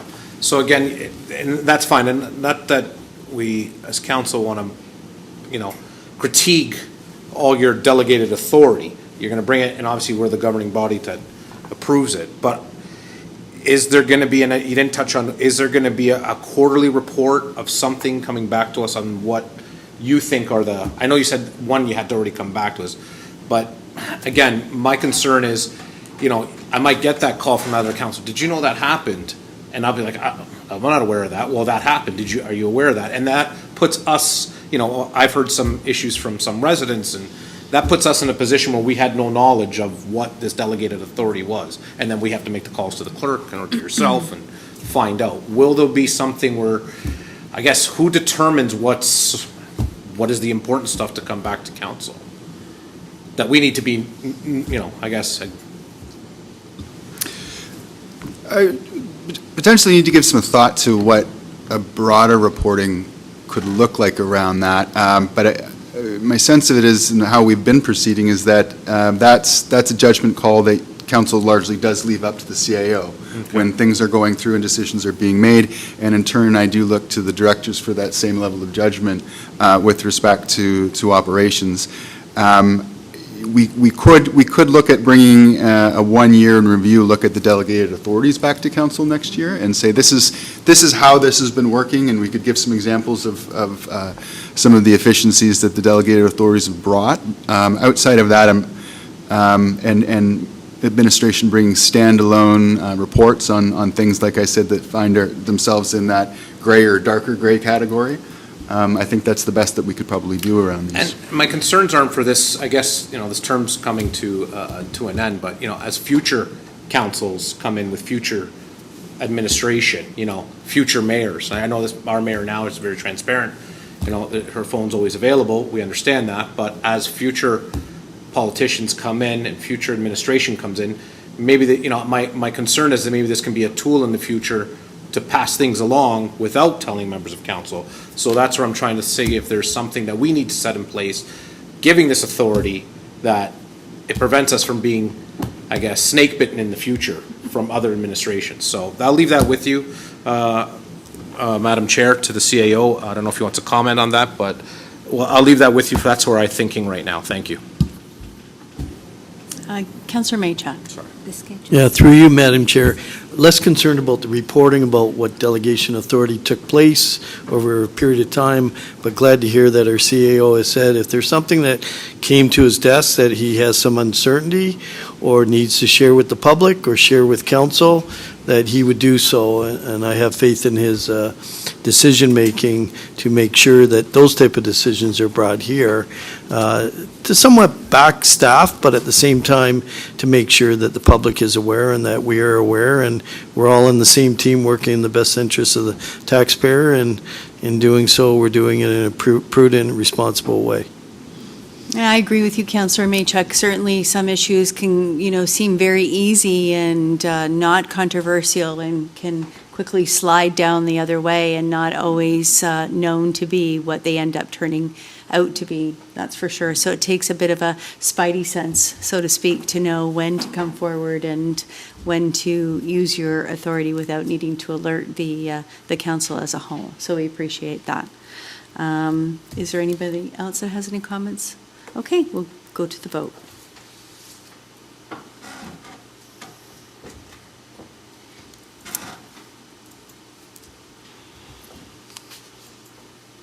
And that passes. Just seems like we're stuck here in this 8.6, Manager Legislative Services / Clerk Justin Paylove, and Coordinator Legislative Services Deputy Clerk Barb Hutchinson. Recommendation Report LLS-11-2025, Election Sign Bylaw Update. Recommendation 1, that Recommendation Report LLS-11-2025, titled Election Sign Bylaw Update, dated October 20th, 2025, be received, and 2, that Bylaw 2018-36, being a bylaw to govern the erection of signs within West Lincoln, be repealed, and 3, that a bylaw such as the draft bylaw attached as Schedule A be approved. And I will ask for a mover. Councillor Riley has his hand up, so I'm thinking that that's him as one. And number 2 is Mayor Gannan. And we'll go to the clerk for some comments and clarification on the report.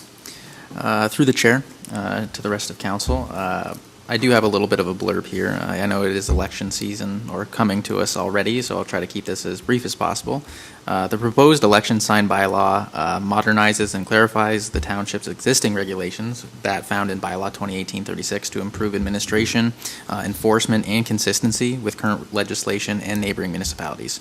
I probably don't need to explain to council the difference in political climate from the 2022 municipal election to present. However, we exist in a much different environment than we do approximately 4 years ago. During the 2024 by-election, the township received an unprecedented amount of complaints, issues, calls, and emails regarding the election, and more specifically in regards to political signs and advertisements. While administration acted within their legislated power and the power given through bylaw 2018-36, the township was still not able to fully enforce rules, regulations, and other issues due to the way bylaw 2018-36 was written. Issues with enforcement, clarity on timelines, and vagueness on placement wording made it so enforcing the rules often required a serious amount of administration time and effort to properly impose these rules on a case-by-case basis. Neighboring municipalities have gone through similar issues, and we have all collectively worked together over the past year to come up with an election sign bylaw that serves us all effectively. However, each municipality may approve or alter any bylaw presented to them. This draft is a step towards a more clear and concise election sign bylaw.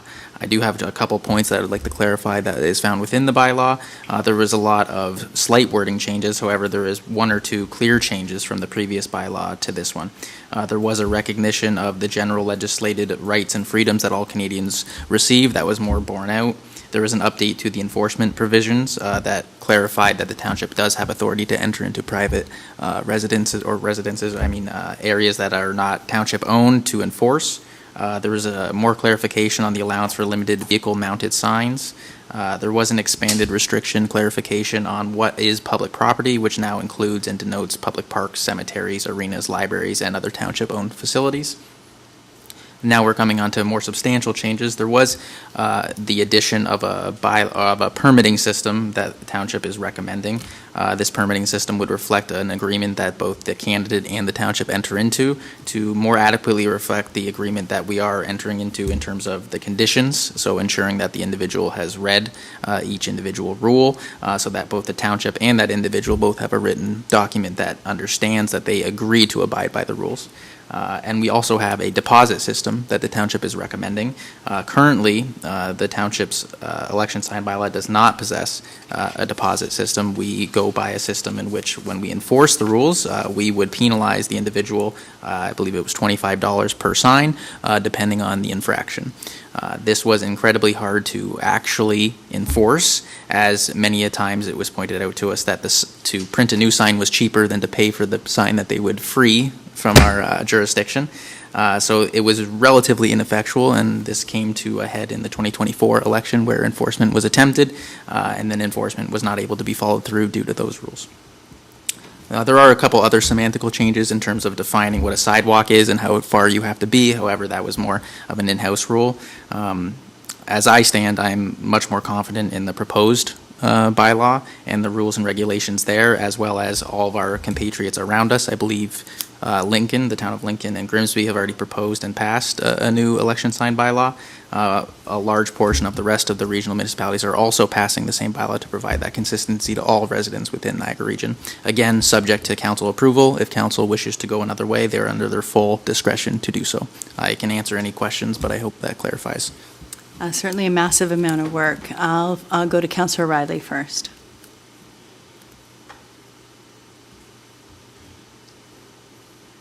We can't hear you, sir.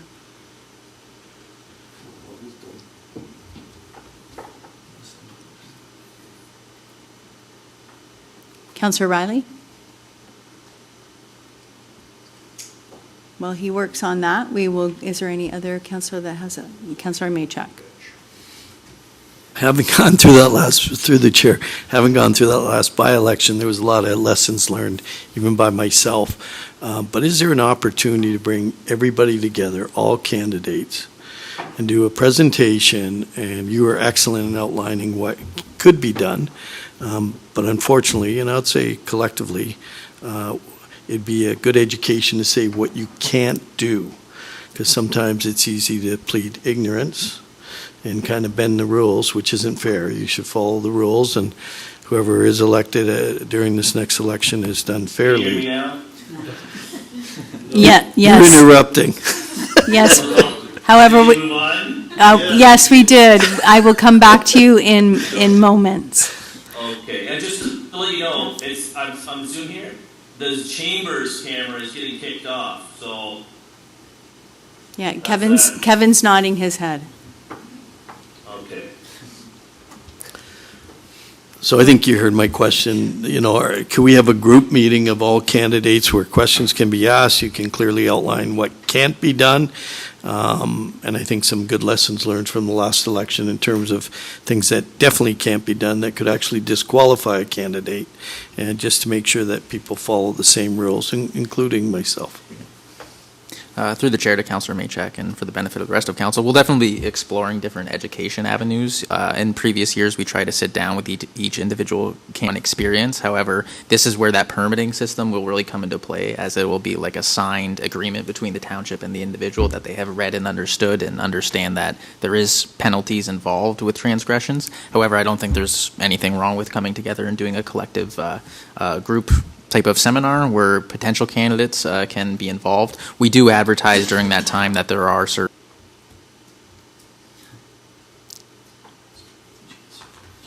Okay, we'll now go to Councillor Trombetta. You had your hand up. Thank you. I guess I'm between, the deposit and the idea.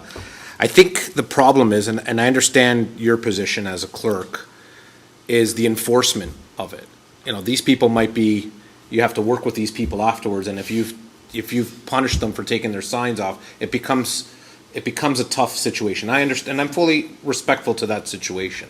What I'm looking for more through the CAO is more, there needs to be, and this is where it's hard, because I've had 3 elections, and I've seen a lot of stuff, there's no doubt.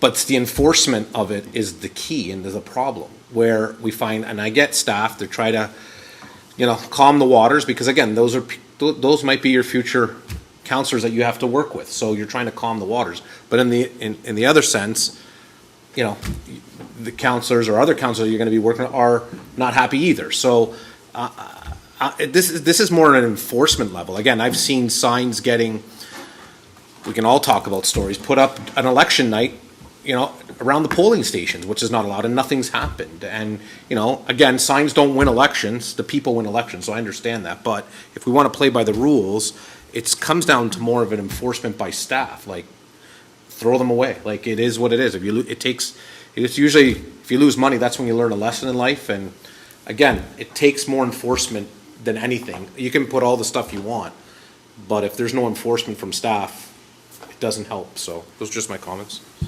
We'll go to did you want to clarify anything? Oh, okay, go ahead. Through the chair to Councillor Trombetta, I think everyone at the dais, knowing me, has no problem with that type of interaction with whether or not the individual will be working with me in the future or not. The rules are the rules for a reason. Everyone has to play by them fairly. I think this avenue, I understand what the councillor is saying, and then sometimes during the election, I would love to pursue such a aggressive tactic. However, I think this kind of mitigates the perfect round of allowing the individuals to do it. However, including that deposit feature, which will require immediate penalties should transgressions happen. The problem right now with the bylaw in place, 2018-36, is that there is no financial loss for the individual just to allow us to keep the sign. As they had said, to print a new sign is cheaper than your punishment. This is kind of to mitigate that and to actually put the skin in the game, so to speak, for the individual, and provides, I think, administration with much more enforcement tools to keep the balance between free and fair and ability to advertise yourself, and also respecting the individuals or the township's rules and regulations, and to respect individual homeowners as well. Is that good, Councillor? I have Councillor Riley on the phone. I'm going to put him on speaker. Okay, go ahead, Councillor. Thank you, Madam Chair, and thank you for the accommodation. So I don't know if this has been asked already, so I apologize in advance if it had. So I have 2 questions, and one's about enforceability, which is more about whether or not the clerk's department will actually do like a friendly audit when it goes to determine if candidates are actually complying with some of the sign rules itself.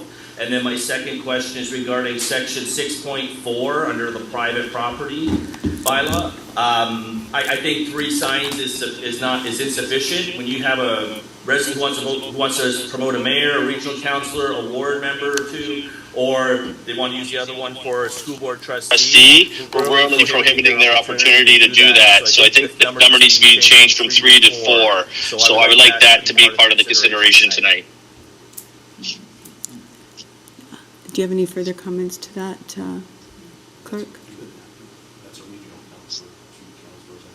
All of which you have the right to vote for. Correct. Makes sense.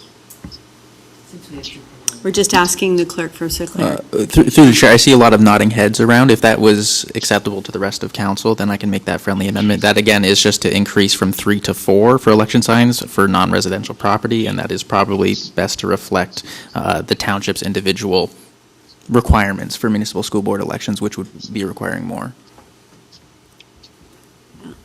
Are you finished, Councillor Riley, with your questions? Yes, I couldn't really hear the clerk's response too well through the phone, but that's all I have for now. Okay, Councillor Chichak.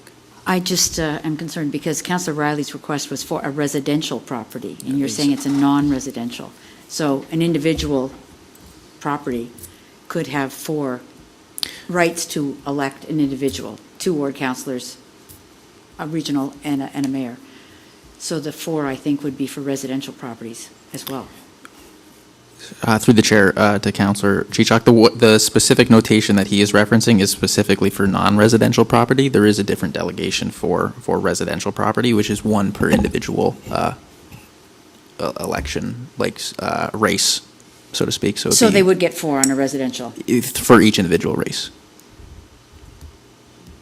Maybe I should clarify. So election signs would be by ward system. Yes. So a Ward 1 resident wouldn't be permitted essentially to be advertising for a Ward 3 resident. So the 4 signs would be 1 for their ward, for the mayor, for the regional councillor, and maybe for a school board, whichever they choose. If So that's 5. what you're saying? No, I just wondered whether we were giving them, what the limit would be. Would we have 4 or 5? Because the school board, you get to elect 2, you get to cast 2 ballots, per. 1 for each of your ward councillors currently in our system. Yeah. A regional councillor and a mayor. That makes 5. Yeah. So So- on a residential property, I don't want to vote for Ward 3 when I'm in Ward 2, but I do want to have the right to suggest, if I want to have the right, I should say. 1 for the other races. In many municipalities, you're only allowed 1 councillor per ward. I'm sorry. I completely Do you misunderstood what you're understand? saying. Yeah, I understand what you're saying. And in our particular West Lincoln way of doing business, we have 2 councillors per ward. Yes. So the person would like 5 in Yes. in a normal Yes. race. That's all I'm saying is Through- not yeah. 1 per. Yeah. Through Councillor through the me. mayor Go to ahead. Councillor Chichak. Yes, you are correct. I was wrong. I was completely misinterpreting what you had said.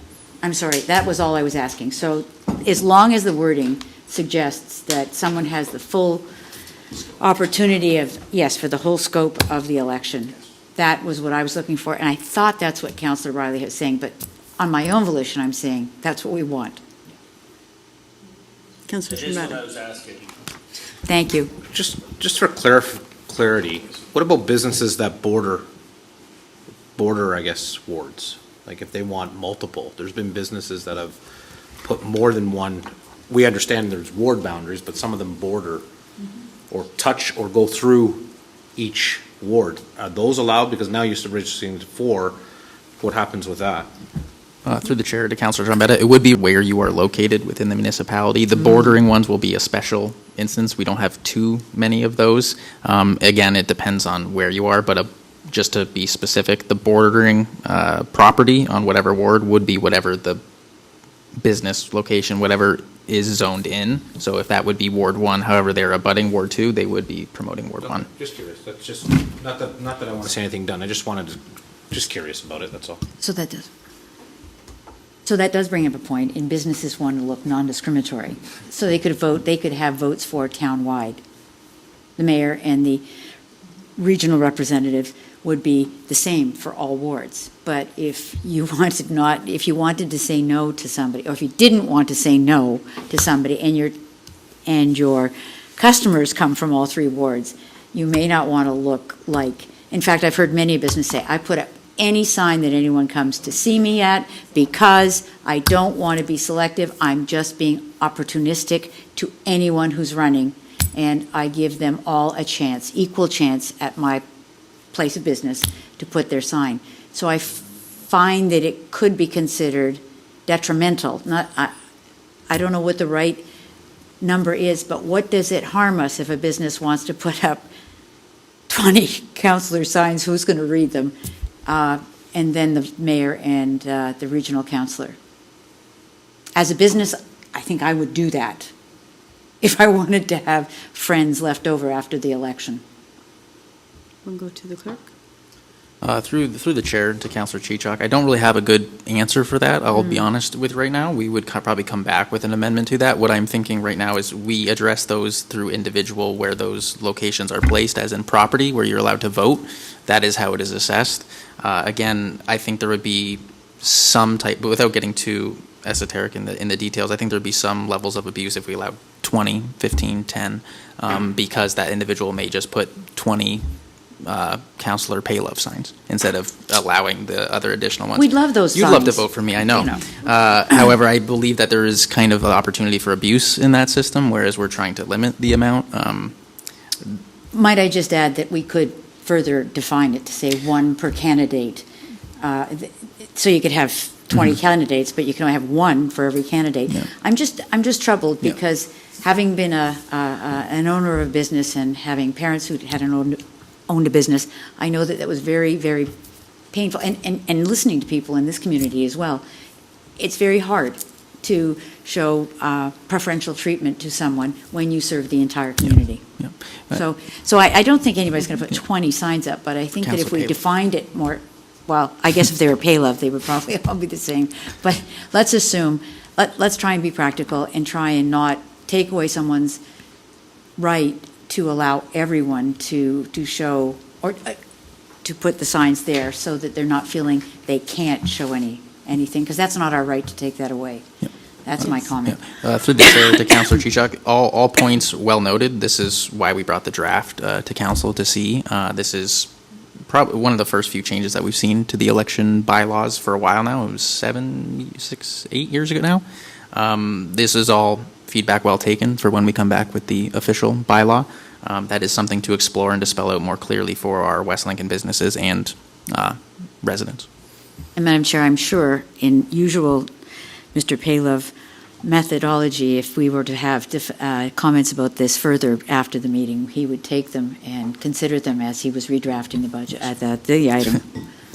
Yeah, as I redraft the budget, all points well taken. If council members have any questions of clarification that they'd like to see or explored, please send them over email. This is a bylaw to serve council and more specifically the democratic process, so all feedback is welcome. Any other members of committee have further comments or questions? Okay, seeing none, we'll have the vote come up in front of you.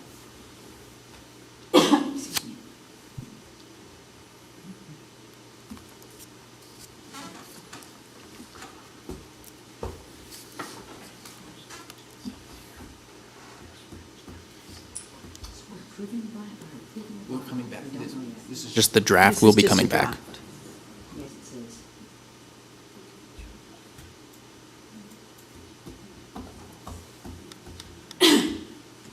And that carries.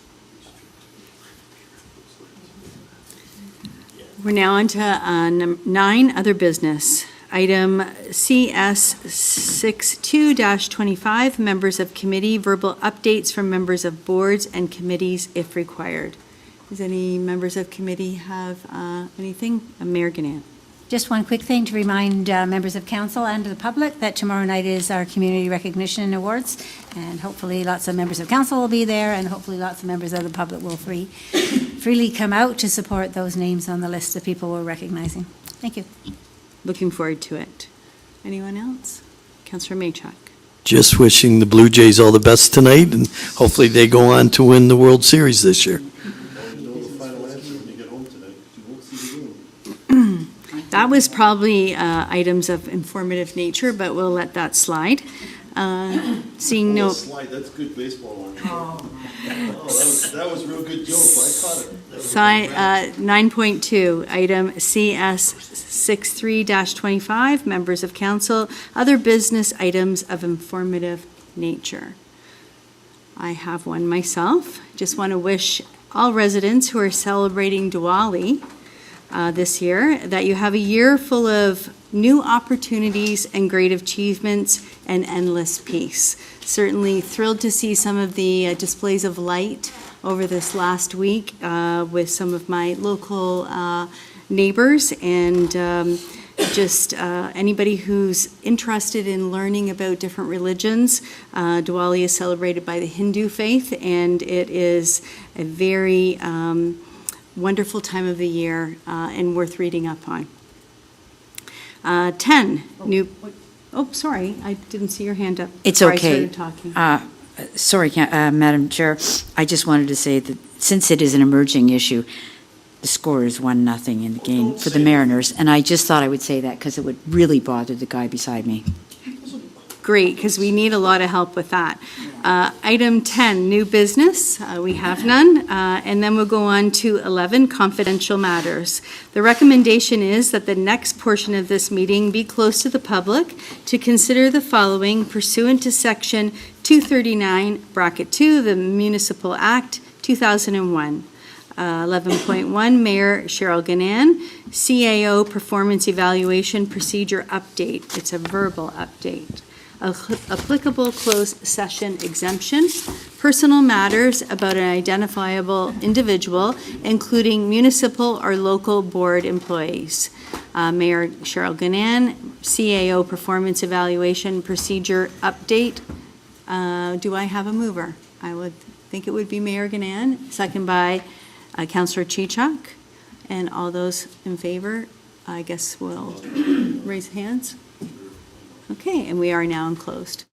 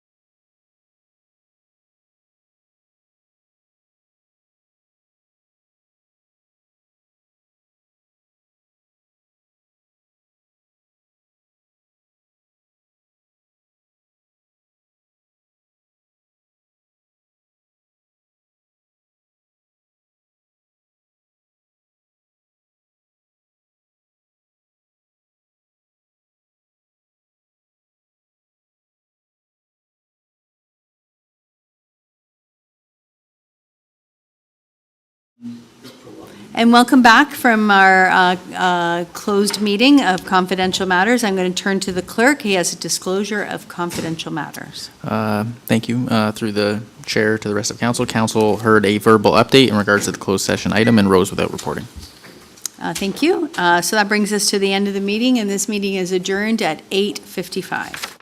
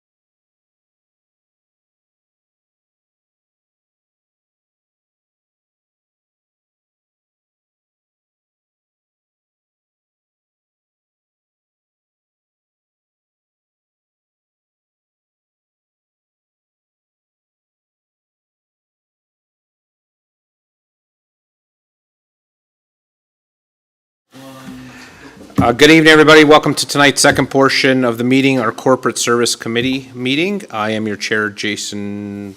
Sorry, wrong one. Sorry, my mistake. Usually it's Community information. yes, but this one's first on my agenda, which it should have been second on my agenda, so I know who I am. I was gonna say Shelley Bradrick, actually. I was gonna say. Sorry, everybody. Welcome to tonight's second portion, Community and Protective Services Committee. I am your chair, Jason Trombetta. Please note that all comments in the matter on the agenda made to Jay Paylove at West Lincoln before 4:30 on the day of the meeting. Comments received after 4:30 to the day of the meeting will be considered to the following council meeting. Comments submitted are included in the record. We have our land acknowledged statement. The Township of West Lincoln, being a part of the Niagara region, is situated on treaty land. This land is steeped in the rich history of the First Nations such as the Hattaway-Wendoronk, the Haudenosaunee, and the Anishinaabe. Including Mississaugas of the Credit First Nation, there are many First Nation, Métis, and Inuit from across Turtle Island that live and work in Niagara today. The Township of West Lincoln, as a part of the regional municipality of Niagara, stands with all Indigenous people, past and present, in promoting the wise stewardships on which we live. Members of the committee, is there any changes of items on the agenda? Yeah, we could, please. Seeing none, is there any disclosure of pecuniary interest or conflicts of interest? Seeing none, there are no appointments. I don't see anybody here to request any items on the agenda, nor do I see anybody on cyberspace. So we'll move on to communications. Item 7.1, West Lincoln Age-Friendly Advisory Committee, minutes of August 8th, 2025. The recommendation, the minutes relating to August 8th, 2025 Age-Friendly Advisory Committee meeting and the recommendations contained therein be accepted. I have Councillor Riley has hands up for moving and Councillor Chichuk. Comments or questions on those minutes, members of committee? And the vote is in front of you.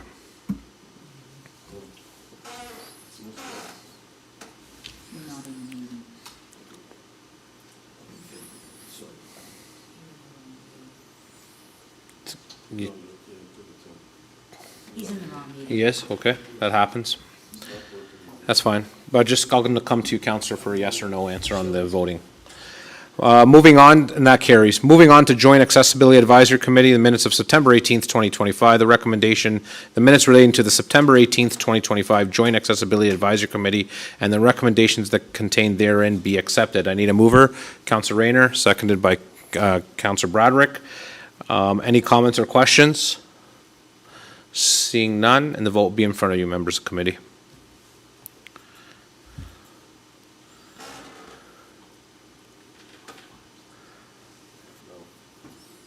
You support?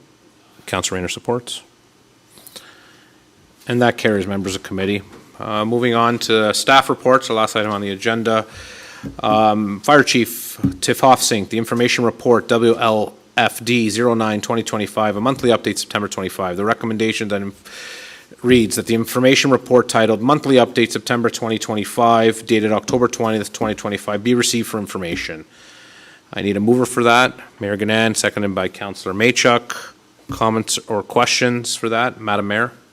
Thank you. Through you, Mr. Chair. So, Chief, I'm wondering if we ever try, and I don't know, do we ever try when we have so many MVCs to recoup some of that expense from the insurance companies? Through you, Mr. Chair, to Madam Mayor. We actually have that conversation ongoing right now. We have the mechanism in place through finance to do that, so we are working on the process of doing it. I've had some conversations with my officers, and we're looking at limiting it exclusively to those folks who don't reside within West Lincoln. Exactly. So we have already successfully recouped some of the costs from some of these MVCs where there have been commercial carriers involved. But we are looking at expanding that to any of these situations where we have an out-of-town person who's involved in these MVCs who has been using our services that have been funded by West Lincoln. So yeah, the mechanism is definitely in place, and we're starting to enact that through our processes within the department as well. Thank you. I'm really happy to hear that. And speaking with some of the other mayors, other people are finding it too, is people passing through. And then, you know, they're long gone, and we've had to bear that expense. And I just, when looking at the numbers and watching them go up and up and up, I know a long while ago acting, and it wasn't possible at that time. So thank you for that. Yeah, absolutely. Thank you, Mr. Chair. Thank you, Madam Mayor. Councillor Rayner? Thank you. Thank you, Chief, for staying this long. I know it was a long night for you, and I appreciate you staying back because I have a few questions to ask you. Certainly. It relates to the fire hall in our ward, the new fire hall. I was at the breakfast at and it brought a lot of people, and it was really good opportunity for people to chat that haven't met for a while. But I noticed, looking at the building, that there was still some deficiencies. I noticed outside there were holes in the wall where I thought there's supposed to be lights. And, you know, the building's been done for a while now, but it doesn't appear to be done. And then in chatting with a number of people there, I heard that the cistern isn't working, or there was a problem with fresh water. That's why they gave us bottled water. They said, don't drink the tap water. And I'm thinking, wow, we got a brand new building. I know this thing is 18 months late. It was a nightmare on Elm Street. If everything could go wrong, it did go wrong, but I thought they were all finished. Do you still have a list of items that need to be completed? Through you, Mr. Chair, to Councilor Rayner. We don't have a list specifically, but there are a couple of items that are still being addressed. So specifically to the holes in the siding, those were cut to allow for security cameras to be installed. So there's wiring that will go there, and that will be tied into the IT network within the building. So that'll allow for those cameras to be installed. So that's just looking forward, but they were covered up, but that installation hasn't happened yet. As far as the water system goes, there is an ongoing concern with that. It turns out that there was a pump installed by the original in the water system that was of the wrong type. It is contributing to some corrosion within the system, and work is being done by the contractors to rectify that of course, under full warranty and everything. But yeah, that is underway for sure. So the solution that they've provided for us in a temporary measure is that they've given us the bottled water to drink. Thank you. Going back to the cameras, those holes out there, normally, if they're not going to be utilized right away, they put a plate over them. And these are wide open to the weather. Yeah. And if anything like we experienced Sunday afternoon, that water's going to go right inside the wall and down and everywhere else and do further damage to something we've already had a heck of a lot of problems with. And then why then, if that was for the cameras, hasn't the wiring... Is the wiring put in? All they have to do, so shouldn't there be a covering plate on it? Probably a good idea. It's on the storm side. That's why, again, my concern was that building is built on the wrong side. But again, when we get anything open on that side, we're just asking for trouble. So I would appreciate if there's anything council can do to help finish that. I would love to see that building finally completed, that we can walk away and say, finally, this pain in the ass has been finished. Absolutely. Well, I mean, there are still a number of things that we are wrapping up. So the interior part of the IT system is still being fully rolled out. So we've been making arrangements to get fiber internet into the fire hall, which is a big development for us. We've never had good, reliable internet in that building or actually on that site. So that's underway, and then once that's connected, that'll allow us to fully build out our IT network within the building. So there's that's underway, and there's still some work on the firefighters are putting together a boardroom table upstairs that they've built by hand. So that's still under construction, so that'll allow us to use our boardroom up there. So there's a few things that we're still wrapping up, but I think, with a lot of new buildings, as you go forward, you start wrapping up some of the loose ends. It takes a little bit of time, but, it's been fully functional for the year and a half that we've been in it, and it's been a good building, actually, after we've gone through all of the difficulties that we did. The other concern that when I walked in, the first thing I noticed was the epoxy floor. That wasn't done before, and I gather that was because they messed up the floor and they had to, how do you mess up pouring a new floor? But somehow if they could do it, they did it. I don't want to comment on how they did it because I know nothing about how concrete is done, but the company... And neither did the person who installed it the first time, so we've got... Well, but the company that had to administer the rectification of the floor did a beautiful job on it, and what we had originally was basically a polished, finished concrete floor, and now we have, so they had to grind that down probably between 1/4 and 3/8 of an inch. They put a concrete coating over that and then epoxy over that. So this is the same sort of finish they told us that they would use in an aircraft hangar. And well, I'm familiar with that because we do it in the dairy industry too. It's so beautiful. I knew exactly what the process was. but I was very impressed by it. Yeah, I it's just want to say, beautiful. the color was perfect, it Yeah. matches the building, Yeah. and it really looked nice. But it was kind of a surprise, because I wasn't expecting it when I walked Well- in. And I'm thinking to myself, was this an extra that we didn't know about? And then I asked a few Okay. questions. Counselor, is that the last of the questions, or? Oh, yeah, the baseball, I'm sorry, I'm interfering with this baseball. No, but you Thank- were made a Thank you, point of Chief, it. I am finished my questionings. Thank Thank you. you, Mr. Chair. Thank you, Mr. Counselor. Thank you, and the breakfast was a good event. Counselor Rayner did call me, said he's going to take me out for breakfast, but obviously it was free breakfast, and that's time, because he does take me out for breakfast. So I'd like to say thank you for the good breakfast that the firefighters did put on that day. Myself was there with, I saw Counselor Ganan and Counselor Rayner were there, and they do usually do a really good job, and it's always seamless, and there's a lot of turnout for a lot of young families I saw this time around, which it was kind of a lot of young kids, which I didn't, as we see our Ward 1 and all wards are getting younger, as I can see in that area. But thank you for the breakfast. That's the only thing I had. Anyone else, members of the committee? Nothing? Okay, and that vote will be in front of you.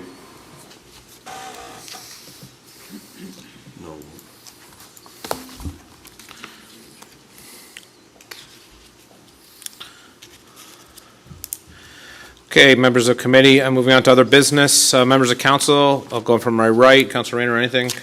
Not at this time, Mr. Chair. Thank you, Mr. Councilor. Councilor Chichuk? Thank you, Mr. Chairman. No, thanks. No, nothing for tonight. Thank you. Mr. Clerk, anything? Councilor Broderick? I neglected to mention at the last meeting that this Friday, the West Lincoln Library has their trivia night. There is very few tickets left, so if you're interested, you would want to contact the library main branch tomorrow. Excellent. Mayor Ganan? And Councilor Maychuk, anything? And Councilor Riley said he didn't have anything, so do you have anything, Councilor Riley? You good? I saw you. I'm good. Okay, perfect. Okay, so I have no new business, no confidential matters, no disclosure of confidential matters, so I'll adjourn this meeting at 9:09. Thank you.